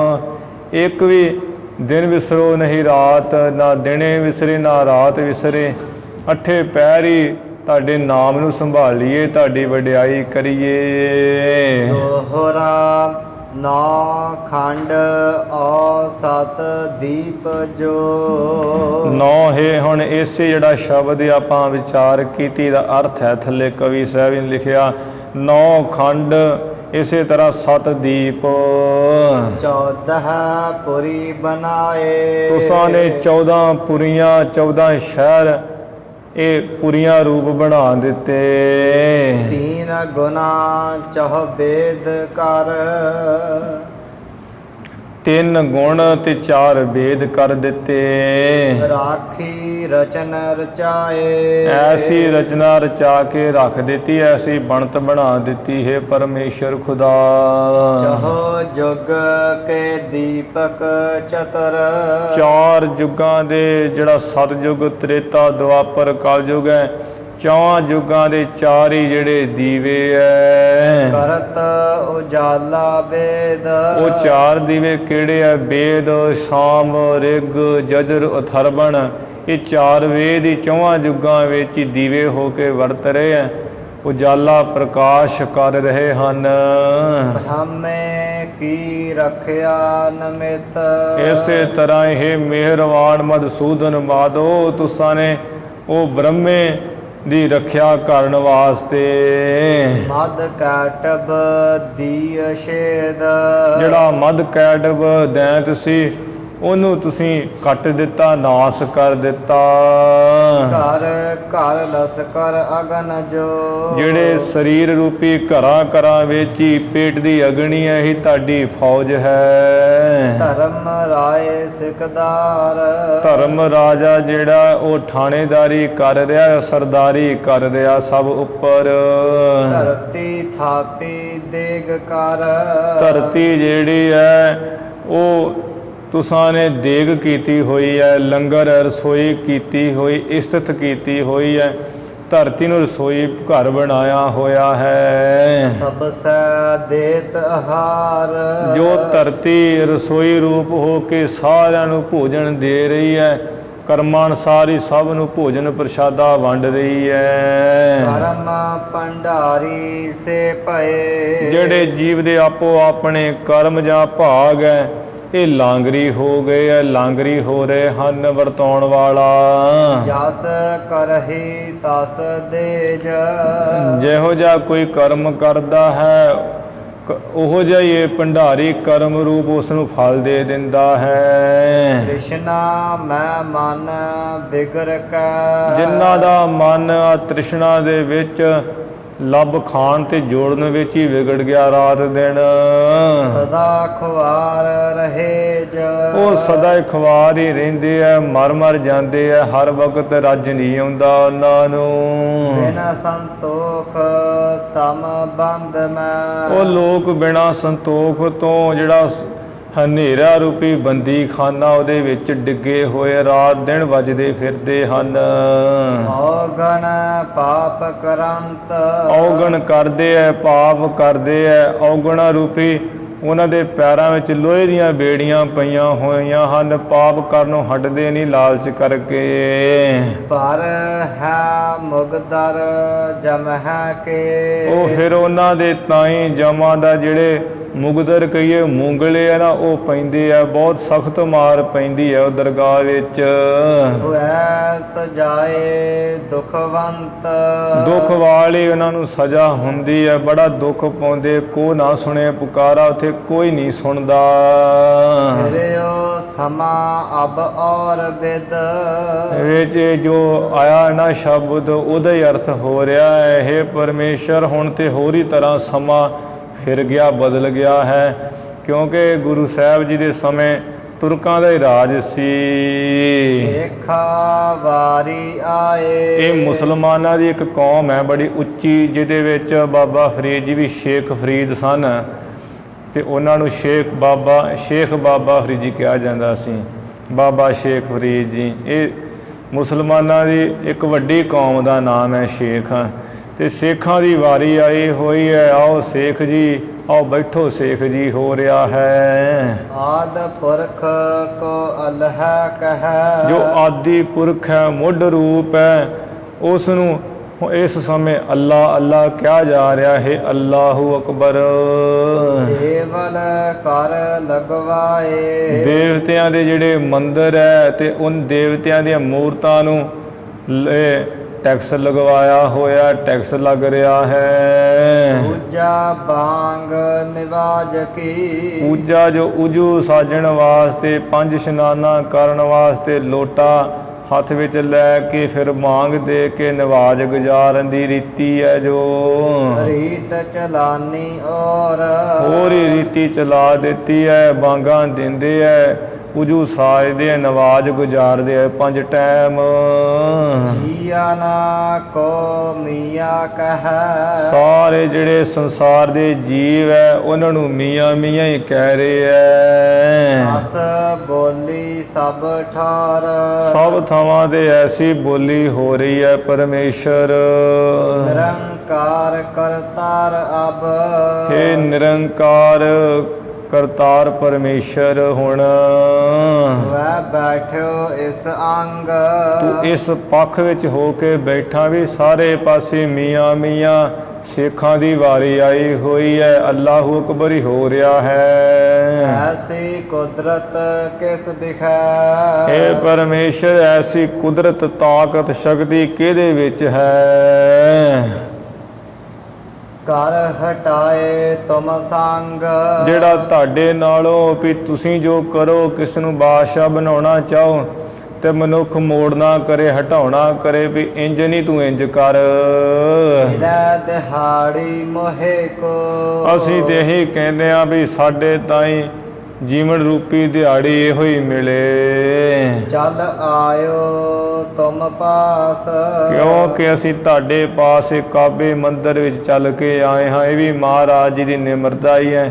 ਸਾਰੇ ਪਾਸੇ ਕਾਬੇ ਵਿੱਚ ਵੀ, ਕਾਬੇ ਤੋਂ ਬਾਹਰ ਗੁਰੂ ਨਾਨਕ ਸਾਹਿਬ ਜੀ ਤੇ ਹਨ।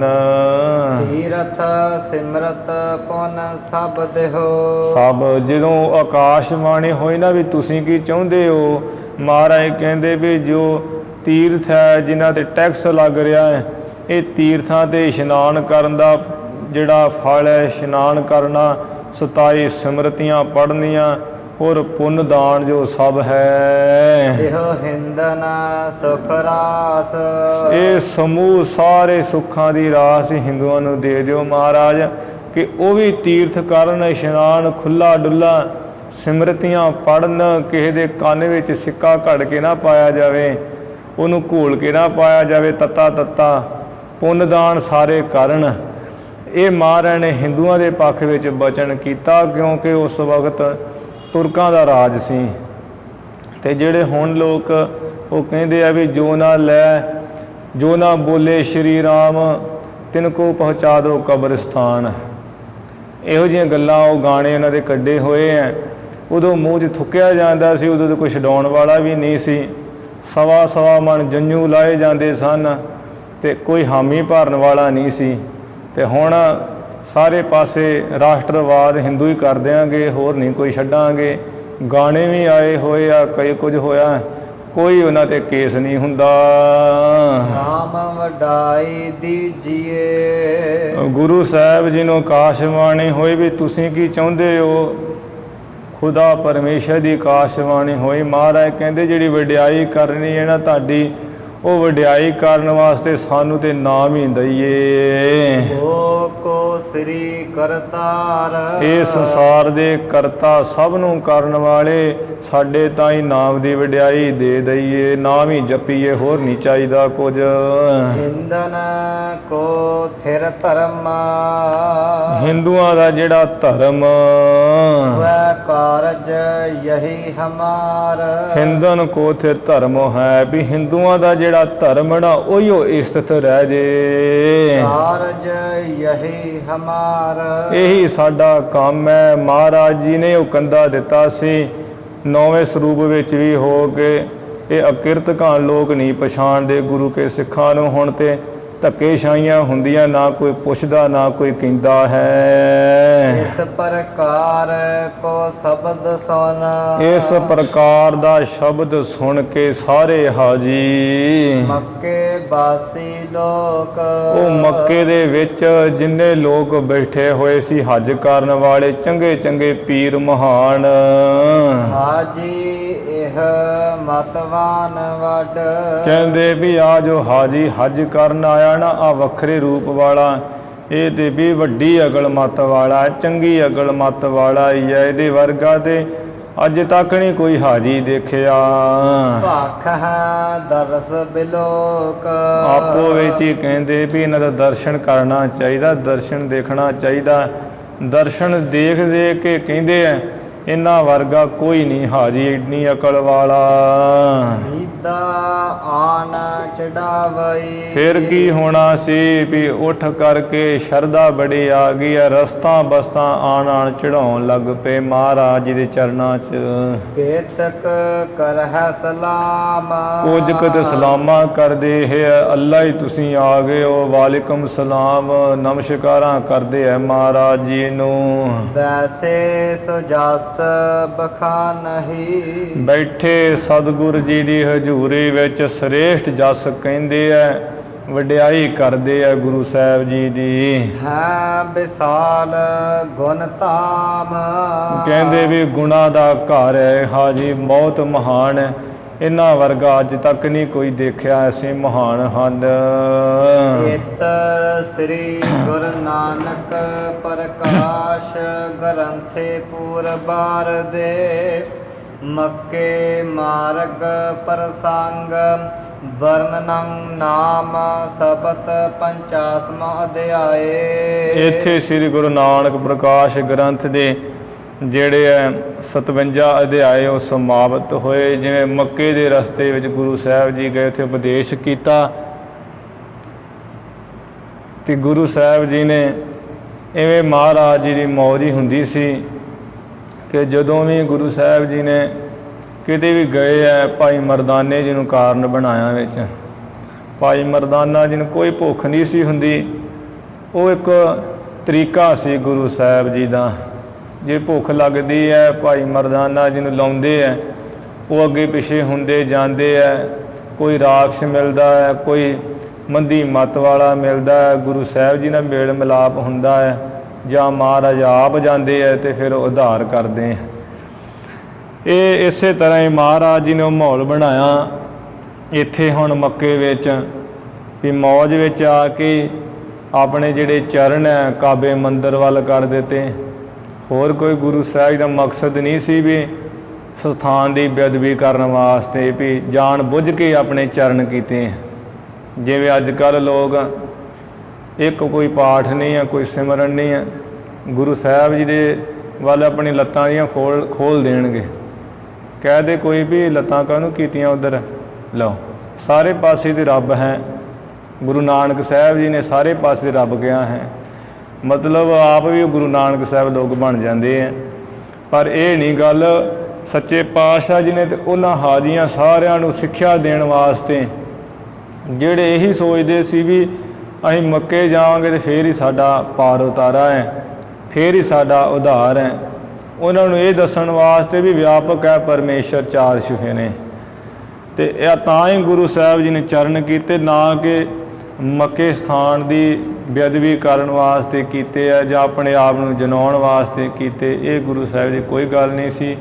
ਜਿਵੇਂ ਉਹ ਹਰੀਦਵਾਰ ਹੈ, ਸਾਰੇ ਪਾਣੀ ਦੇ ਰਹੇ ਸਨ ਸੂਰਜ ਨੂੰ, ਮਹਾਰਾਜ ਜੀ ਆ ਕੇ ਉਲਟਾ ਹੀ ਪੱਛਮ ਵੱਲ ਦੇਣਾ ਸ਼ੁਰੂ ਕਰ ਦਿੱਤਾ, ਕਿਉਂਕਿ ਇੱਧਰ ਪੱਛਮ ਵੱਲ ਹੀ ਮਹਾਰਾਜ ਦੇ ਖੇਤ ਸਨ ਕਰਤਾਰਪੁਰ ਵਿਖੇ। ਅਤੇ ਉਹ ਕਹਿਣ ਲੱਗ ਪਏ, ਜਦੋਂ ਮਹਾਰਾਜ ਜਲ ਦੇਣਾ ਸ਼ੁਰੂ ਕਰ ਦਿੱਤਾ, ਉਹ ਵੇਖ ਕੇ ਸਾਰੇ ਬੜੇ ਔਖੇ ਹੋਏ ਬ੍ਰਾਹਮਣ, ਕਹਿੰਦੇ ਵੀ ਆਹ ਕੀ ਕਰਨ ਲੱਗ ਪਏ ਤੁਸੀਂ, ਕਿੱਧਰ ਪਾਣੀ ਦੇ ਰਹੇ ਹੋ, ਕਿਹਨੂੰ ਦੇ ਰਹੇ ਹੋ ਪਾਣੀ। ਮਹਾਰਾਜ ਕਹਿੰਦੇ ਵੀ ਤੁਸੀਂ ਕਿੱਧਰ ਦੇ ਰਹੇ ਹੋ, ਕਹਿੰਦੇ ਵੀ ਅਸੀਂ ਤਾਂ ਸੂਰਜ ਨੂੰ ਪਾਣੀ ਦੇ ਰਹੇ ਹਾਂ। ਉਹ ਤਾਂ ਦੇ ਮਹਾਰਾਜ ਕਹਿੰਦੇ ਕਾਹਦੀ ਗੱਲੋਂ, ਆਂਦੇ ਅਸੀਂ ਆਪਣੇ ਪਿੱਤਰਾਂ ਨੂੰ ਜਲ ਪਹੁੰਚਾ ਰਹੇ ਹਾਂ। ਇਹ ਸੂਰਜ ਨੂੰ ਦੇਣਾ ਹੈ, ਸੂਰਜ ਨੇ ਪਿੱਤਰਾਂ ਨੂੰ ਦੇ ਦੇਣਾ, ਸਾਡਿਆਂ ਨੂੰ ਵੱਡਿਆਂ ਵਡੇਰਿਆਂ ਨੂੰ ਜਲ ਦੇ ਦੇਣਾ ਹੈ, ਪਹੁੰਚਾ ਦੇਣਾ ਹੈ। ਅਤੇ ਤੁਸੀਂ ਕਿੱਧਰ ਸੁੱਟ ਰਹੇ ਹੋ। ਮਹਾਰਾਜ ਕਹਿੰਦੇ ਇੱਥੋਂ ਥੋੜ੍ਹੇ ਕੁਝ ਮੀਲਾਂ ਦੇ ਸਾਡਾ ਜਿਹੜੇ ਖੇਤ ਹੈ ਉੱਚੇ ਟਿੱਬੇ ਦੇ, ਉੱਥੇ ਅਸੀਂ ਇਹ ਜਲ ਪਹੁੰਚਾ ਰਹੇ ਹਾਂ। ਕਹਿੰਦੇ ਹੱਦ ਹੋ ਗਈ ਹੈ, ਤੁਹਾਡਿਆਂ ਇੰਨੇ ਮੀਲਾਂ ਦੂਰ ਜਿਹੜੇ ਖੇਤ ਹੈ ਫਿਰ ਟਿੱਬੇ 'ਤੇ ਹੈ, ਉੱਥੇ ਜਲ ਕਿਵੇਂ ਪਹੁੰਚ ਜਾਊਗਾ। ਇਹ ਕਿਹੋ ਜਿਹੀਆਂ ਤੁਸੀਂ ਗੱਲਾਂ ਕਰਦੇ ਹੋ। ਮਹਾਰਾਜ ਕਹਿੰਦੇ ਵੀ ਜੇ ਤੁਹਾਡਾ ਜਲ ਇੰਨਾ ਉੱਚਾ ਸੂਰਜ ਹੈ ਉੱਥੇ ਪਹੁੰਚ ਸਕਦਾ ਹੈ, ਸੂਰਜ ਤੁਹਾਡਾ ਜਲ ਲੈ ਕੇ ਤੁਹਾਡੇ ਪਿੱਤਰਾਂ ਵੱਡਿਆਂ ਵਡੇਰਿਆਂ ਨੂੰ ਦੇ ਸਕਦਾ, ਫਿਰ ਸਾਡੇ ਖੇਤਾਂ 'ਚ ਕਿਉਂ ਨਹੀਂ ਜਾ ਸਕਦਾ। ਫਿਰ ਉਹ ਸਾਰੇ ਨਰੁੱਤਰ ਹੋਏ ਸਨ ਉੱਥੇ। ਮਹਾਰਾਜ ਨੇ ਜਿਹੜਾ ਉਹਨਾਂ ਨੂੰ ਸਿੱਖਿਆ ਦੇਣ ਵਾਸਤੇ ਇਹ ਕੁਝ ਕੀਤਾ ਸੀ। ਮਹਾਰਾਜ ਜੀ ਦੀ ਮੌਜ ਹੀ ਹੁੰਦੀ ਸੀ, ਕਿੱਧਰ ਵੀ ਹੋ ਜਾਣਾ। ਅਤੇ ਇਹ ਜਿਹੜੇ ਲੋਕ ਉਸ ਵਕਤ ਮਹਾਰਾਜ ਜੀ ਦੇ ਚਰਨੀ ਪਏ ਸਨ, ਇਸੇ ਤਰ੍ਹਾਂ ਹੁਣ ਇੱਧਰ ਵੀ ਚਰਨ ਆਪ ਹੀ ਕੀਤੇ ਹੈ ਕਿ ਇਹਨਾਂ ਨੂੰ ਸਿੱਖਿਆ ਦੇਣ ਵਾਸਤੇ ਸਾਰੇ ਹਾਜੀਆਂ ਨੂੰ, ਜਿਨ੍ਹਾਂ ਨੇ ਮਹਾਰਾਜ ਨੂੰ ਪਿੱਛੇ ਹੀ ਛੱਡ ਦਿੱਤਾ ਸੀ ਭੱਖਰ ਸੱਖਰ ਵਾਲੀ ਥਾਂ 'ਤੇ, ਕਿ ਆਓ ਵੱਖਰੇ ਆਓ, ਸਾਡੇ ਨਾਲ ਨਹੀਂ ਆਉਣਾ ਹੈ। ਅਤੇ ਸਤਿਗੁਰੂ ਜੀ ਫਿਰ ਆਪ ਗਏ, ਉੱਥੇ ਉਹ ਹਾਜ਼ਰੀ ਮਿਲੇ, ਉੱਥੇ ਫਿਰ ਜਿਵੇਂ ਟਾਕਰਾ ਹੋਇਆ ਉਹ ਪ੍ਰਸੰਗ ਅੱਗੇ ਆ ਰਿਹਾ ਹੈ। ਦੋਹਰਾ ਸ੍ਰੀ ਗੁਰ ਸ਼ਬਦ ਕਮਾਏ ਜਿਨ। ਅਗਲੇ ਪ੍ਰਸੰਗ ਵਿੱਚ ਕਵੀ ਸਾਹਿਬ ਜੀ ਕਹਿੰਦੇ ਆ ਵੀ ਗੁਰੂ ਸਾਹਿਬ ਜੋ ਮਹਾਰਾਜ ਹਨ, ਉਹਨਾਂ ਦੇ ਸ਼ਬਦਾਂ ਦੀ ਜਿਨ੍ਹਾਂ ਨੇ ਕਮਾਈ ਕੀਤੀ ਹੈ, ਉਪਦੇਸ਼ ਦੀ ਕਮਾਈ ਕੀਤੀ ਹੈ, ਅਥਵਾ ਜਿਨ੍ਹਾਂ ਨੇ ਨਾਮ ਸਿਮਰਨ ਕੀਤਾ ਹੈ, ਵਾਹਿਗੁਰੂ ਵਾਹਿਗੁਰੂ ਕੀਤਾ, ਕਮਾਈ ਕੀਤੀ ਹੈ ਨਾਮ ਸਿਮਰਨ ਦੇ ਰਾਹੀਂ। ਜੀਤੇ ਪੰਜ ਵਿਕਾਰ। ਉਹਨਾਂ ਨੇ ਪੰਜੇ ਜਿਹੜੇ ਵਿਕਾਰ ਹੈ ਨਾ, ਕਾਮ ਕ੍ਰੋਧ ਲੋਭ ਮੋਹ ਹੰਕਾਰ, ਇਹ ਪੰਜੇ ਵਿਕਾਰ ਹੀ ਜਿੱਤ ਲਏ ਜਿਨ੍ਹਾਂ ਕਮਾਈ ਕੀਤੀ ਹੈ ਨਾਮ ਦੀ ਜਾਂ ਗੁਰੂ ਦੇ ਉਪਦੇਸ਼ ਦੀ। ਤਿਨ ਸੰਤਨ ਕੋ ਬੰਦਨਾ। ਐਸੇ ਜਿਨ੍ਹਾਂ ਸੰਤਾਂ ਨੇ ਗੁਰੂ ਜੀ ਦੇ ਸ਼ਬਦ ਦੀ ਕਮਾਈ ਕੀਤੀ ਹੈ, ਪੰਜਾਂ ਵਿਕਾਰਾਂ ਨੂੰ ਜਿੱਤ ਲਿਆ ਹੈ, ਉਹਨਾਂ ਸੰਤਾਂ ਨੂੰ ਨਮਸਕਾਰ ਹੈ ਸਾਡੀ। ਸਿਰ ਚਰਨਨ ਪਰ ਧਾਰ। ਉਹਨਾਂ ਸੰਤਾਂ ਦੇ ਚਰਨਾਂ ਉੱਪਰ ਕਵੀ ਸਾਹਿਬ ਜੀ ਕਹਿੰਦੇ ਸੀ ਸੀਸ ਧਰ ਕੇ ਮੱਥਾ ਟੇਕਦੇ ਆ, ਸਾਡੀ ਨਮਸਕਾਰ ਹੈ। ਇੱਕ ਤਾਂ ਹੁੰਦਾ ਨਾ ਅੰਗੂਠਾ ਜਿਹਾ ਲਾ ਕੇ ਉੱਤੇ ਪੱਗ ਜੀ ਲਾ ਕੇ ਤੇ ਮੱਥਾ ਟੇਕਣਾ, ਇੱਕ ਹੈ ਜਿਹੜਾ ਚੰਗੀ ਤਰ੍ਹਾਂ ਡੰਡੇ ਵੱਤ ਸਿੱਧਾ ਪੈ ਕੇ ਤੇ ਆਪਣੇ ਦੋਵੇਂ ਹੱਥ ਕਰਕੇ ਸਿੱਧੇ ਤਲੀਆਂ ਲਾ ਕੇ ਮੱਥਾ ਮਹਾਰਾਜ ਜੀ ਦੇ ਚਰਨਾਂ ਵਿੱਚ ਟੇਕਣਾ, ਤੇ ਇਵੇਂ ਸਮਝਣਾ ਵੀ ਮੇਰਾ ਜਿਹੜਾ ਮੱਥਾ ਤੇ ਮੇਰੇ ਹੱਥ ਹੈ ਗੁਰੂ ਸਾਹਿਬ ਜੀ ਦੇ ਚਰਨਾਂ ਉੱਪਰ ਹਨ। ਇਹ ਮੱਥਾ ਟੇਕਣਾ ਸ਼ਰਧਾ ਨਾਲ, ਇਹਨੂੰ ਕਹੀਦਾ ਹੈ ਮੱਥਾ ਟੇਕਣਾ। ਤੇ ਜਿਹੜਾ ਮੱਥਾ ਟੇਕਣਾ ਕਦੀ ਤਲੀਆਂ ਤਾਂ ਕਰ ਲਈਆਂ, ਕਦੀ ਪੱਗ ਥੱਲੇ ਲਾ ਲਈ, ਜਾਂ ਕਦੇ ਗੂਠੇ 'ਤੇ ਮੱਥਾ ਟੇਕ ਦਿੱਤਾ, ਇਹਨੂੰ ਮੱਥਾ ਟੇਕਣਾ ਨਹੀਂ ਕਹਿੰਦੇ। ਪੱਗ ਲਾਈ ਤੇ ਪੱਗ ਨੇ ਮੱਥਾ ਟੇਕਿਆ ਹੈ, ਹੱਥ ਲਾ ਕੇ ਗੂਠੇ 'ਤੇ ਮੱਥਾ ਟੇਕਿਆ ਤੇ ਉਹ ਹੱਥ ਨੇ ਮੱਥਾ ਟੇਕਿਆ ਹੈ। ਚੰਗੀ ਤਰ੍ਹਾਂ ਜਿਹੜਾ ਮੱਥਾ ਟੇਕਣਾ ਉਹਨੂੰ ਮੱਥਾ ਟੇਕਣਾ ਕਿਹਾ ਜਾਂਦਾ ਹੈ। ਕਹਿੰਦੇ ਆ ਵੀ ਜਿਹੜੇ ਗੁਰੂ ਦੇ ਸ਼ਬਦ ਦੀ ਜਿਨ੍ਹਾਂ ਨੇ ਕਮਾਈ ਕੀਤੀ ਹੈ ਤੇ ਉਹ ਸੰਤਾਂ ਨੇ ਜਿਨ੍ਹਾਂ ਨੇ 5 ਵਿਕਾਰ ਜਿੱਤ ਲਏ ਹੈ, ਉਹ ਸੰਤਾਂ ਦੇ ਨਮਸਕਾਰ ਹੈ ਸਾਡੀ, ਉਹਨਾਂ ਦੇ ਚਰਨਾਂ ਉੱਪਰ ਅਸੀਂ ਮੱਥਾ ਰੱਖਦੇ ਹਾਂ। ਕਵੀ ਸਾਹਿਬ ਜੀ ਕਹਿੰਦੇ ਹੈ ਇੱਥੇ ਭਾਈ ਵੀਰ ਸਿੰਘ ਜੀ ਨੇ ਇਹਦਾ ਅਰਥ ਇਵੇਂ ਕੀਤਾ ਵੀ ਜਿਨ੍ਹਾਂ ਨੇ ਗੁਰੂ ਦੇ ਸ਼ਬਦ ਦੀ ਕਮਾਈ 5 ਵਿਕਾਰਾਂ ਨੂੰ ਮਾਰ ਕੇ ਕੀਤੀ ਹੈ। ਤੇ ਹੁਣ 5 ਜਿਹੜੇ ਵਿਕਾਰ ਮਾਰਨੇ ਤੇ ਬਹੁਤ ਔਖੇ, ਜਿੰਨਾ ਚਿਰ ਗੁਰੂ ਦੀ ਸ਼ਬਦ ਦੀ ਕਮਾਈ ਨਹੀਂ ਕੋਈ ਕਰ ਲੈਂਦਾ।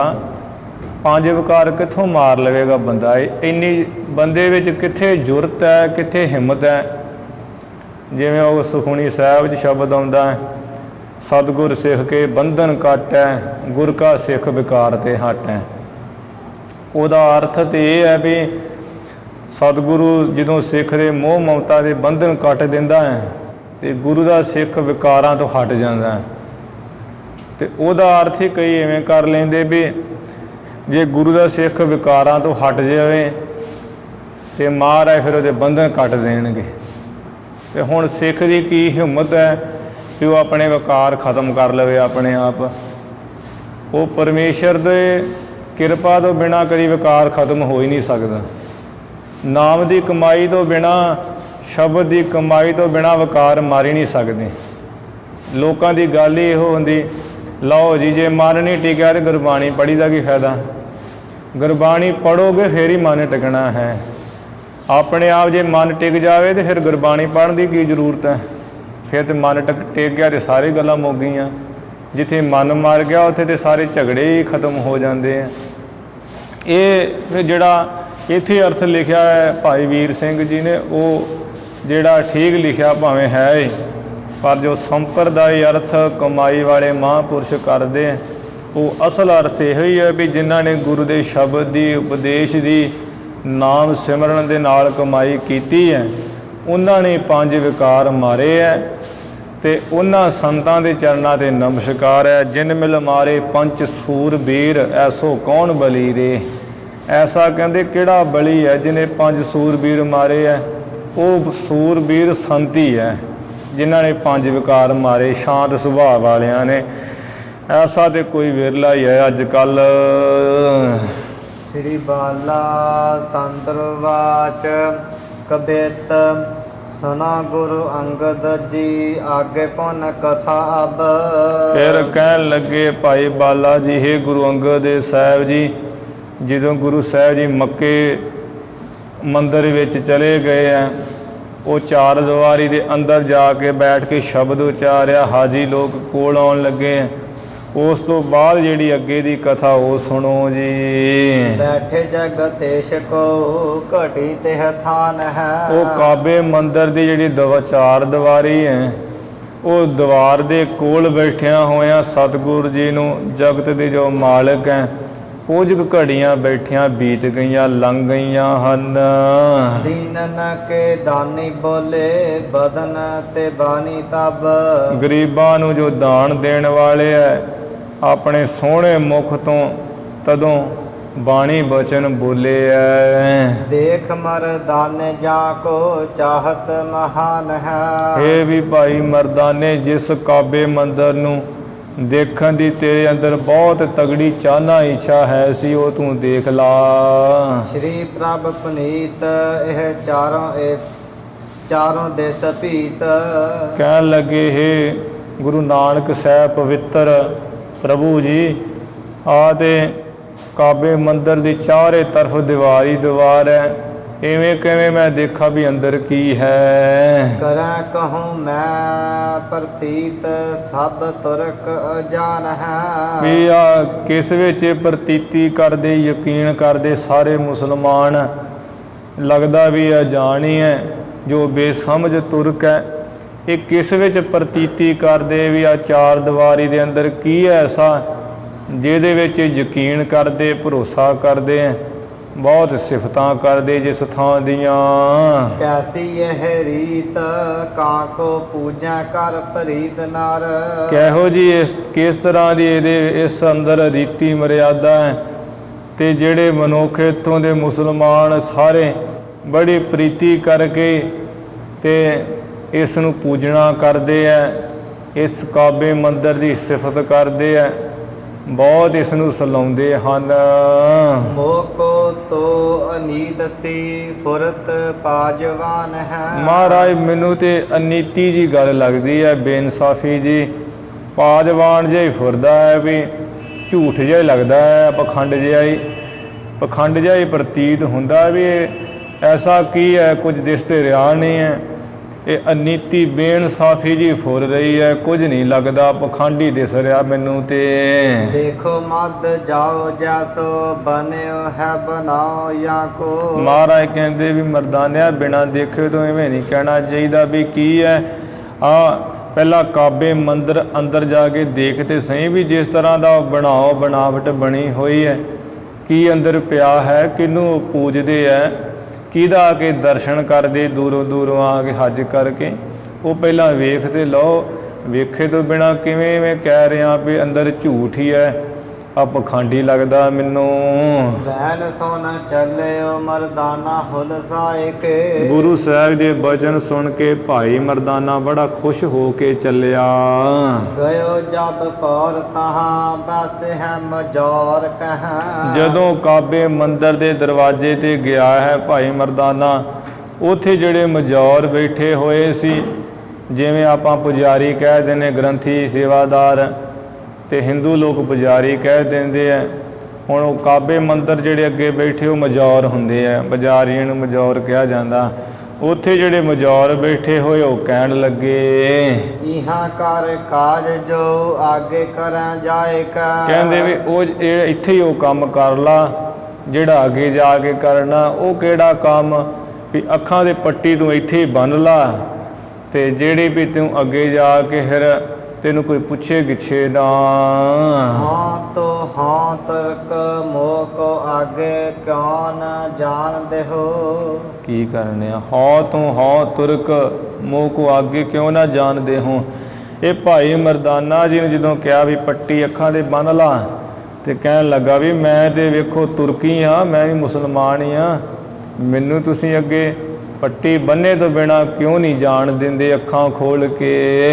ਦਰਸ ਪਰਸ ਹਟ ਆਵੋ ਸੁਖ ਪਾਏਗਾ। ਅੰਦਰ ਮੈਨੂੰ ਜਾਣ ਲੈਣ ਦਿਓ, ਇਸੇ ਤਰ੍ਹਾਂ ਮੈਂ ਉੱਥੇ ਅੱਖਾਂ ਨਾ ਬੰਨੀਆਂ ਹੋਣਗੀਆਂ, ਦਰਸ਼ਨ ਕਰ ਲਵਾਂਗਾ, ਉੱਥੇ ਜੋ ਕੁਝ ਹੋਵੇਗਾ ਚਰਨ ਪਰਸ ਕੇ ਮੁੜ ਕਰਕੇ ਸੁਖ ਪਾ ਕੇ ਆ ਜਾਵਾਂਗਾ ਵਾਪਸ। ਦੇਖਨ ਰਜਾਏ ਨਹੀਂ ਹਮ ਹੂੰ ਤੇ ਜਾਏ ਤਹਾਂ। ਉਹ ਮਜੌਰ ਪੁਜਾਰੀ ਕਹਿਣ ਲੱਗੇ ਵੀ ਸਾਡੇ ਵੱਲੋਂ ਆਗਿਆ ਨਹੀਂ ਹੈ ਵੀ ਤੂੰ ਉੱਥੇ ਜਾ ਕੇ ਜਿਹੜਾ ਅੱਖਾਂ ਖੋਲ੍ਹ ਕੇ ਚੰਗੀ ਤਰ੍ਹਾਂ ਦੇਖ ਲਵੇਂ, ਸਾਡੇ ਵੱਲੋਂ ਆਗਿਆ ਨਹੀਂ ਹੈ ਐਸਾ ਦੇਖਣ ਦੀ। ਅੱਖਾਂ ਦੋ ਬੰਦ ਕਰ ਬੰਦਾ ਸੀਸ ਨਾਇਕਾ। ਅੱਖਾਂ ਤੂੰ ਦੋਵੇਂ ਬੰਨ੍ਹ ਲੈਣੀਆਂ ਇੱਥੇ, ਤੇ ਦੋਵੇਂ ਜਿਹੜੇ ਹੱਥ ਜੋੜ ਕੇ ਸੀਸ ਨਵਾ ਲੈਣਾ ਹੈ, ਸੀਸ ਮੱਥਾ ਟੇਕ ਕੇ ਸੀਸ ਨਵਾ ਕੇ ਵਾਪਸ ਆ ਜਾਣਾ ਹੈ, ਤੇ ਅੱਖਾਂ ਦੋਵੇਂ ਬੰਨ ਕੇ ਹੀ ਜਾਣਾ ਹੈ। ਐਸੇ ਸੁਨ ਬੈਨ ਮੁਰ ਜਾਨੋ ਹਟ ਆਇਓ ਢਿੱਗ।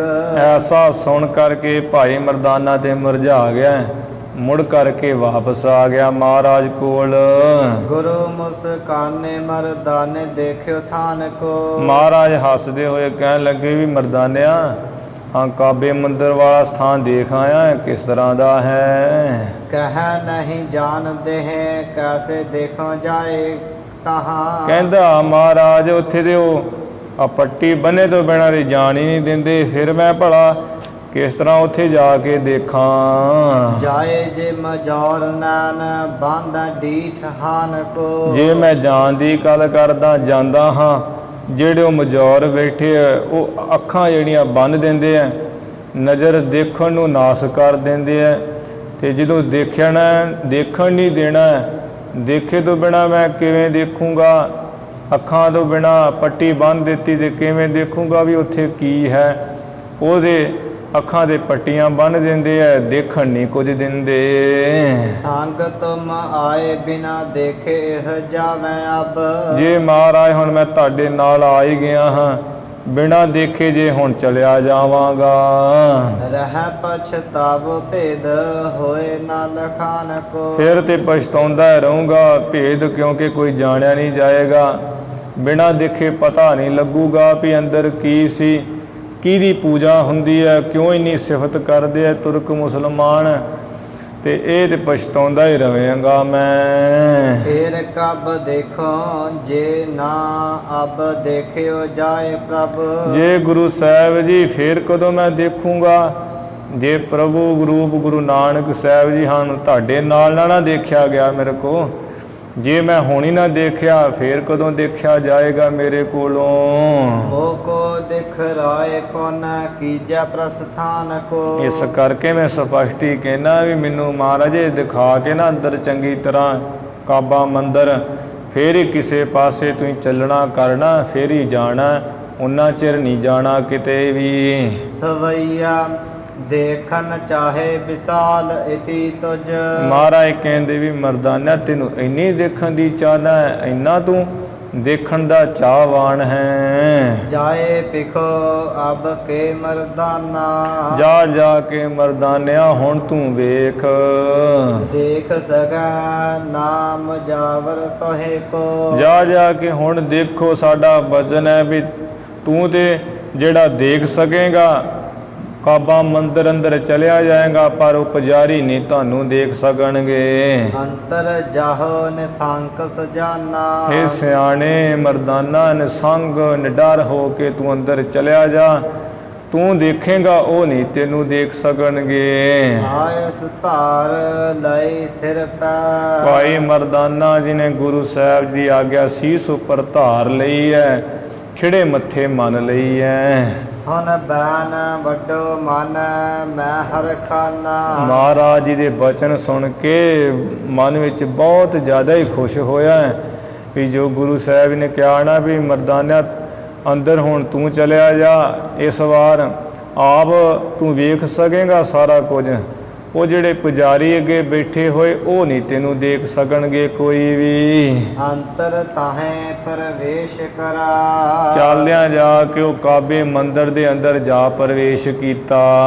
ਸਭ ਅੰਧ ਭਏ ਨਹ ਕਾਹੂ ਲਖਾਨਾ। ਸਾਰੇ ਕਹਿੰਦੇ ਉਸ ਵੇਲੇ ਮੁਜਾਵਰ ਅੰਨੇ ਹੋ ਗਏ, ਕਿਸੇ ਕੋ ਜਾਣਿਆ ਨਹੀਂ ਗਿਆ ਵੀ ਮਰਦਾਨਾ ਤੇ ਅੰਦਰ ਚਲਿਆ ਗਿਆ ਹੈ। ਸਵਈਆ ਅੰਤਰ ਜਾਏ ਕਾ ਦੇਖਤ ਕਿਆ।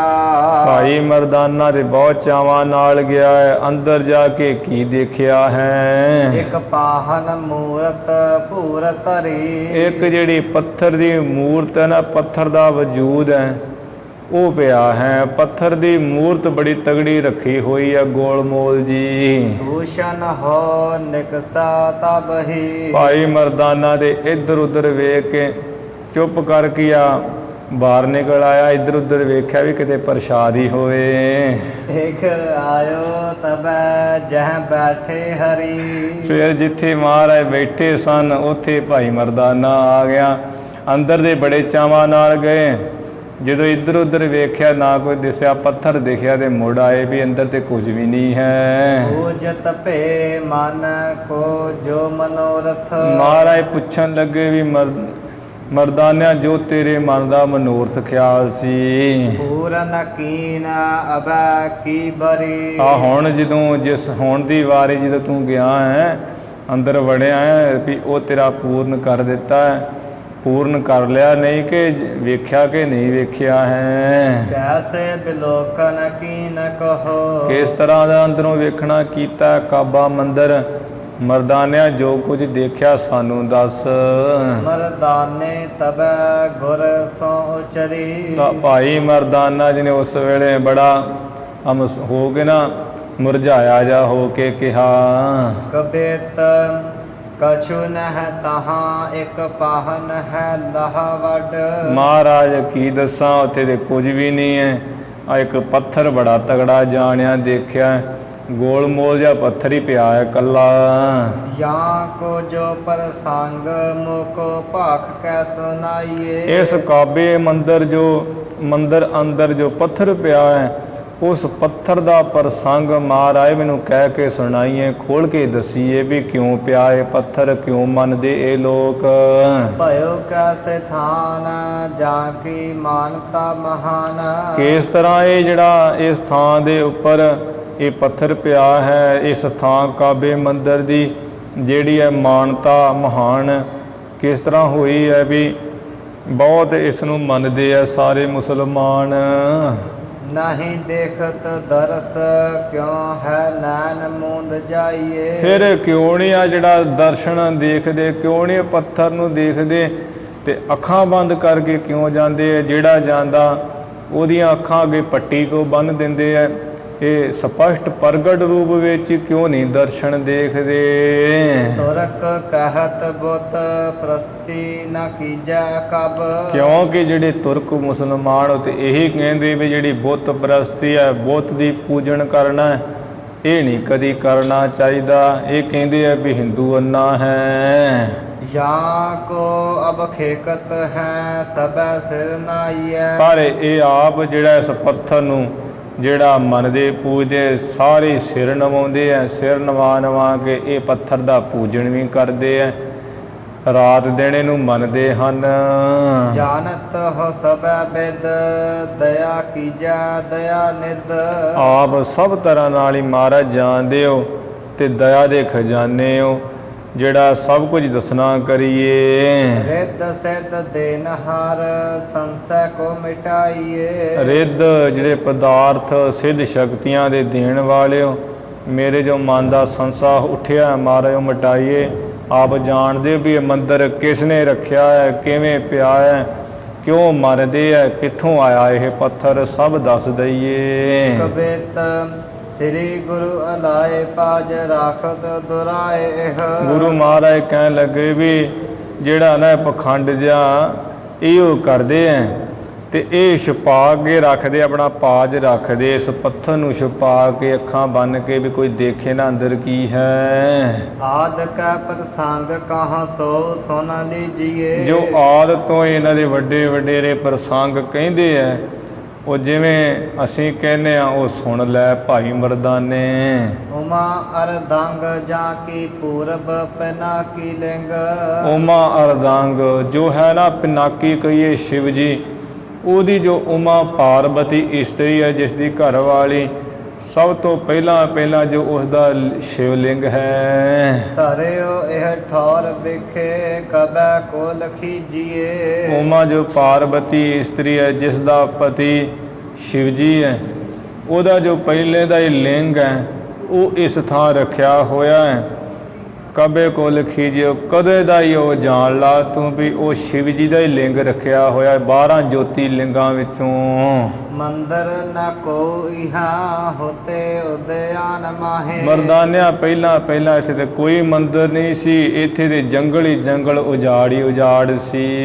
ਬਨਿਓ ਜਾਸੇ ਥਾਨ ਤਾ ਸੋ ਉਚਰੋਂ ਸੁਨੀਜੀਏ। ਜਿਸ ਤਰ੍ਹਾਂ ਇਹ ਕਾਬਾ ਮੰਦਰ ਬਣਿਆ ਹੈ, ਇਹ ਥਾਂ ਬਣਿਆ, ਉਹ ਅਸੀਂ ਕਹਿੰਦੇ ਆ ਸੁਣ ਲੈ। ਭਇਓ ਇਸ ਦੇਸ਼ ਬੀਜ ਖੁਨਕਾਰ ਭੂਪ ਏਕ। ਇਸ ਅਰਬ ਦੇਸ਼ ਦੇ ਵਿੱਚ ਇੱਕ ਖੁਣਕ ਨਾਮ ਦਾ ਬੜਾ ਜ਼ਾਲਮੀ ਰਾਜਾ ਮੁਸਲਮਾਨ ਹੋਇਆ ਸੀ। ਤੁਰਕਨ ਪਖ ਵਿਖਿਆ ਗਾਡੋਈ ਜਿਨੀ ਜੀਏ। ਗਾਡੋਈ ਜਨੀ ਜੀਏ। ਤੁਰਕਾਂ ਦੇ ਇਹ ਜਾਣ ਲਾ ਵੀ ਤੁਰਕਾਂ ਦੇ ਪੱਖ ਵਿੱਚ ਬੜਾ ਪੱਕਾ ਹੀ ਸੀ, ਭਾਵ ਤੁਰਕਾਂ ਦਾ ਪੱਖ ਕਰਦਾ ਸੀ, ਹਿੰਦੂਆਂ ਨੂੰ ਨਹੀਂ ਸੀ ਉਹ ਮੰਨਦਾ, ਇਹਨਾਂ ਨੂੰ ਕਾਫਰ ਕਹਿੰਦਾ ਸੀ, ਬੜੀ ਨਫ਼ਰਤ ਕਰਦਾ ਸੀ। ਤੇ ਤੁਰਕਾਂ ਦੇ ਪੱਖ ਵਿੱਚ ਤੇ ਐ ਗਾੜਾ ਪੱਕਾ ਹੀ ਉਹ ਮੇਲ ਮਿਲਾਪ ਰੱਖਦਾ ਸੀ। ਦੋਹਰਾ ਮਹਾਦੇਵ ਕੋ ਲਿੰਗ ਤੇਨਾ। ਜੋ ਸ਼ਿਵ ਜੀ ਦੇ ਜਦੋਂ ਜੋਤੀ ਲਿੰਗ ਜਿਹੜੇ 12 ਲਿੰਗਾਂ ਵਿੱਚ ਇਹ ਲਿੰਗ ਮਹਾਦੇਵ ਦਾ ਲਿੰਗ ਜਦੋਂ ਇਸਨੇ ਜੰਗਲ ਵਿੱਚ ਪਿਆ ਦੇਖਿਆ, ਦੇਖਤ ਇਸ ਉਪਜਾਏ। ਦੇਖਦਿਆਂ ਸਾਰੀ ਉਹਨੇ ਬਹੁਤ ਗੁੱਸਾ ਕੀਤਾ, ਬਹੁਤ ਅੱਗ ਲੱਗੀ ਉਹਨੂੰ ਪਿਆ शिव जी का लिंग इत्थे भला की करता है। निज सेवक को इव कहयो, अपने सेवकां नूं ने इस तरह कहा, दीजा दूर उठाए। ऐ भी नौकरो आ जिहड़ा पिया ना काले जे रंग दा शिवलिंग, इहनूं तुसीं चुक के ना उठा के इहनूं परे मारो भगा के होर किते सुੱਟ दिओ। इहनूं इत्थे की करदा ਇਹ शिवलिंग। कबेत भेजे जब दास, भाई पावक प्रकाश बहो। ਜਦੋਂ ਇਹਨੇ ਆਪਣੇ ਨੌਕਰ ਦਾਸ ਭੇਜੇ ਇਸ ਪੱਥਰ ਨੂੰ ਸੁੱਟਣ ਵਾਸਤੇ, ਕਹਿੰਦੇ ਵੀ ਉਸ ਵੇਲੇ ਬਹੁਤ ਜਿਹੜੀ ਅਗਨੀ ਹੈ ਪ੍ਰਕਾਸ਼ ਹੋ ਗਈ। ਦੇਸ਼ ਉਪਦੇਸ਼ ਦਾਹ ਲਾਗਿਓ ਹੈ ਅਚਾਨਕੀ। ਦੇਸ਼ਾਂ ਦੇ ਵਿਦੇਸ਼ਾਂ ਦੇ ਵਿੱਚ ਅਚਨਚੇਤ ਅਚਾਨਕੀ ਜਿਹੜੀ ਅੱਗ ਲੱਗ ਗਈ। ਨਗਰ ਅਗਾਰ ਬੀਥੀ ਚੌਹਟੇ ਬਾਜ਼ਾਰ ਜਰੇ। ਨਗਰ ਵੀ ਕਿਸੇ ਤਰ੍ਹਾਂ ਘਰ ਗਲੀਆਂ ਜਿਹੜੇ ਚੌਂਕ ਬਾਜ਼ਾਰ ਉਸ ਅੱਗ ਨਾਲ ਬੜੇ ਸੜੇ ਮੱਚੇ। ਉੱਚੀ ਰਾਜਧਾਨੀ ਭੂਪ ਹੂੰ ਕੀ ਸਭ ਹਾਨ ਕੀ। ਇਹ ਖੁਣਕ ਨਾਮੀ ਜਿਹੜਾ ਰਾਜਾ ਮੁਸਲਮਾਨਾਂ ਦਾ ਬੜਾ ਜ਼ਾਲਮ ਸੀ, ਦੀ ਬੜੀ ਉੱਚੀ ਰਾਜਧਾਨੀ ਹੈ ਸੀ, ਤੇ ਉਹ ਸਾਰੀ ਦੀ ਸਾਰੀ ਰਾਜਧਾਨੀ ਉਸ ਅੱਗ ਨੇ ਨਾਸ ਕਰ ਦਿੱਤੀ। ਐਸੇ ਸੋ ਪ੍ਰਤਾਪ ਵੇਖ ਹਾਥ ਜੋਰ ਠਾਂਡ ਭਏ। ਐਸਾ ਜਦੋਂ ਪ੍ਰਤਾਪ ਵੇਖਿਆ ਉਸ ਪੱਥਰ ਦਾ, ਤੇ ਇਹ ਜਿਹੜਾ ਰਾਜਾ ਹੱਥ ਜੋੜ ਕੇ ਖੜਾ ਹੋ ਗਿਆ। ਹਿਰਦੇ ਤੇ ਬਿਸਾਰੀ ਜੋ ਹੋਤੀ ਰੀਤ ਮਾਨ ਕੀ। ਜਿਹੜੀ ਹਿਰਦੇ ਵਿੱਚ ਮਾਨ ਦੀ ਹੰਕਾਰ ਦੀ ਰੀਤੀ ਸੀ ਨਾ, ਉਹ ਸਾਰੀ ਨੇ ਭੁਲਾ ਦਿੱਤੀ। ਬੰਦਾ ਬਾਰ ਬਾਰ ਬਹੁ ਬਿਨਤੀ ਬਖਾਨ ਬਾਣੀ। ਮੁਖੋਂ ਬਹੁਤ ਬੇਨਤੀਆਂ ਕਹਿੰਦਾ ਬਾਰ-ਬਾਰ ਮੱਥੇ ਟੇਕਦਾ ਫਿਰ। ਦਾਸ ਭਇਓ ਆਏ ਪਦ ਗਹੇ ਨਿਜ ਪਾਨ ਕੀ। ਆਪਣੇ ਹੱਥਾਂ ਨਾਲ ਇਸ ਪੱਥਰ ਦੇ ਆਚਰਨ ਫੜੇ ਤੇ ਦਾਸ ਹੋ ਗਿਆ, ਸੇਵਕ ਹੋ ਗਿਆ। ਕੁਬੇਤ ਭਈ ਜਬ ਰੈਨ ਤਾਂ ਸੋ ਸੁਪਨੇ ਮੈਂ ਕਹੇ ਬੈਨ। ਜਦੋਂ ਰਾਤ ਹੋਈ ਰਾਜਾ ਸੌ ਰਿਹਾ ਸੀ ਤੇ ਸੁਪਨੇ ਵਿੱਚ ਇਹਨੂੰ ਇਸ ਤਰ੍ਹਾਂ ਦੇ ਬਚਨ ਕਹੇ, ਇਸੀ ਠੌਰ ਮੇਰੋ ਭਲ ਮੰਦਰ ਬਣਾਈਏ। ਇਸੇ ਥਾਂ ਹੀ ਹੈ ਖੁਣਕ ਰਾਜਾ, ਮੇਰਾ ਜਿਹੜਾ ਮੰਦਰ ਹੈ ਨਾ ਸੋਹਣਾ, ਉਹ ਬਣਾ ਤੂੰ। ਜਾਏ ਨੈਣ ਮੂੰਦ ਮਦ ਹੋਏ ਸਭ ਕਾਜ ਸਿੱਧ।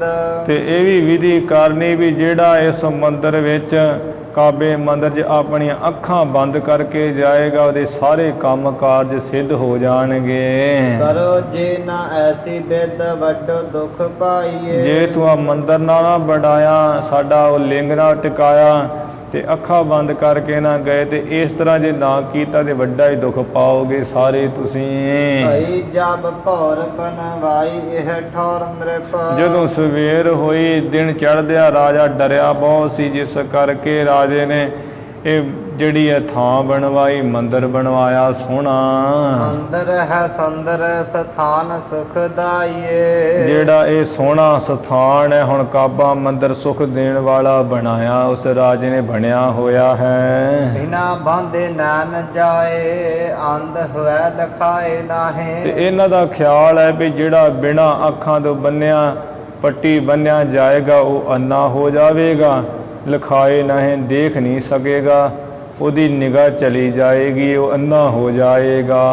ਤਬ ਹੀ ਸਥਾਪਨਾ ਕੋ ਕੀਨ ਇਹ ਗਾਈਏ। ਉਸ ਵੇਲੇ ਦੀ ਇਹ ਮੰਦਰ ਦੀ ਸਥਾਪਨਾ ਕੀਤੀ। ਇਸ ਜਿਹੜਾ ਇਹ ਪੱਥਰ ਹੈ ਨਾ, ਇਹਨੂੰ ਸਥਾਪਨ ਕੀਤਾ ਮੰਦਰ ਦੇ ਵਿੱਚ। ਇਸ ਤਰ੍ਹਾਂ ਜਿਹੜੇ ਮੁਸਲਮਾਨ ਆਦਿਕ ਕਹਿੰਦੇ ਹੈ, ਤੇ ਉਹ ਇਸ ਤਰ੍ਹਾਂ ਜਦੋਂ ਕਹਿੰਦੇ ਵੀ ਇਹ ਖੁਣਕ ਰਾਜੇ ਨੇ ਇਹ ਮੰਦਰ ਬਣਾਇਆ ਸੀ, ਤੇ ਇਹ ਜਿਹੜਾ ਲਿੰਗ ਹੈ शिव जी के 12 ज्योतिर्लिंगां विचों शिव पुराण 'च लिखिया होया, ते ਇਹ पत्थर नूं कहंदे टिकाउणा सी मंदिर विच। दो धिरां इन्हां दियां हो गईयां मुसलमानां दियां। एक कहंदा भी असीं जिहड़ा टिकाउणा इस पत्थर नूं, दूजा कहंदा ये जिहड़ा असीं टिकाउणा है ये आपो विच ही संग असबद कहंदे जिहड़ा पत्थर बड़ा पवित्र असीं टिकाउणा, लड़दे सन। फिर वो फैसला होया भी जो हज़रत मुहम्मद साहब है पैगंबर, जो खुदा का पैगाम लैके आया होया है, भी उन्हां दे कर कमलों नाल टिकाया जाए। फिर इस कहंदे जिहड़े लिंग नूं वो मुहम्मद साहब जी ने अपने कर कमलों नाल ਜਿਹੜਾ ਟਿਕਾਇਆ ਸੀ ਇਸ ਕਾਬੇ ਮੰਦਰ ਅੰਦਰ, ਤੇ ਉਦੋਂ ਤੋਂ ਹੀ ਉਹ ਉੱਥੇ ਜਿਹੜਾ ਟਿਕਾਇਆ ਹੋਇਆ ਹੈ, ਤੇ ਉੱਥੇ ਹੀ ਇਹ ਪੂਜਨ ਕਰਦੇ ਸਾਰੇ ਜਿਹੜੇ ਮੁਸਲਮਾਨ। ਉਹ ਸਾਊਦੀ ਅਰਬ ਵਿੱਚ ਅੱਜ ਕੱਲ੍ਹ ਹੈ। ਤੇ ਇਸ ਤਰ੍ਹਾਂ ਜਿਹੜਾ ਸਾਧ ਸੰਗਤ ਜੀ, ਜਿਹੜਾ ਸ਼ਿਵ ਜੀ ਦੇ ਜੋਤੀ 12 ਲਿੰਗ ਹੈ, ਉਹਨਾਂ 12 ਲਿੰਗਾਂ ਵਿੱਚੋਂ ਇੱਕ ਇਹ ਲਿੰਗ ਸੀ ਜਿਹੜਾ ਅਰਬ ਦੇਸ਼ ਵਿੱਚ ਜਾ ਡਿੱਗਾ, ਤੇ ਉੱਥੇ ਹੁਣ ਇਹ ਕਾਬੇ ਮੰਦਰ ਵਿੱਚ ਇਹ ਸਥਿਤ ਹੈ ਜਿੱਥੇ ਮੁਸਲਮਾਨ ਪੂਜਨ ਕਰਦੇ। ਇਹ ਪ੍ਰਸੰਗ ਅੱਗੇ ਹੋਰ ਆਵੇਗਾ, ਵਿਸਥਾਰ ਨਾਲ ਆਪਾਂ ਸਰਵਣ ਕਰਾਂਗੇ। ਹੁਣ ਇੱਥੇ ਸਮੇਂ ਦੇ ਲਿਹਾਜ਼ ਨਾਲ ਸਮਾਪਤੀ ਕਰੀਏ। ਧੰਨ ਧੰਨ ਸ੍ਰੀ ਗੁਰੂ ਗ੍ਰੰਥ ਸਾਹਿਬ ਜੀ ਮਹਾਰਾਜ। ਗੁਰੂ ਕੀ ਸੰਗਤ ਬਖਸ਼ਨਾਰ ਬਖਸ਼ ਲੈਣਾ ਜੀ। ਭੁੱਲਾਂ ਚੁੱਕਾਂ ਦੀ ਖਿਮਾ, ਵਿਚਾਰਾਂ ਦੀ ਸਮਾਪਤੀ ਹੈ ਜੀ। ਭਈ ਜਬ ਭੌਰ ਬਨਵਾਈ ਇਹ ਠੌਰ ਨ੍ਰਿਪ, ਮੰਦਰ ਹੈ ਸੁੰਦਰ ਸਥਾਨ ਸੁਖਦਾਈਏ। ਬਿਨਾ ਬਾਂਧੇ ਨੈਣ ਜਾਏ, ਅੰਧ ਹੋਇਆ ਲਖਾਏ ਨਾਹੀਂ। ਤਬ ਹੀ ਸਥਾਪਨਾ ਕੋ ਕੀਨ ਇਹ ਗਾਈਏ। ਵਾਹਿਗੁਰੂ ਜੀ ਕਾ ਖਾਲਸਾ, ਵਾਹਿਗੁਰੂ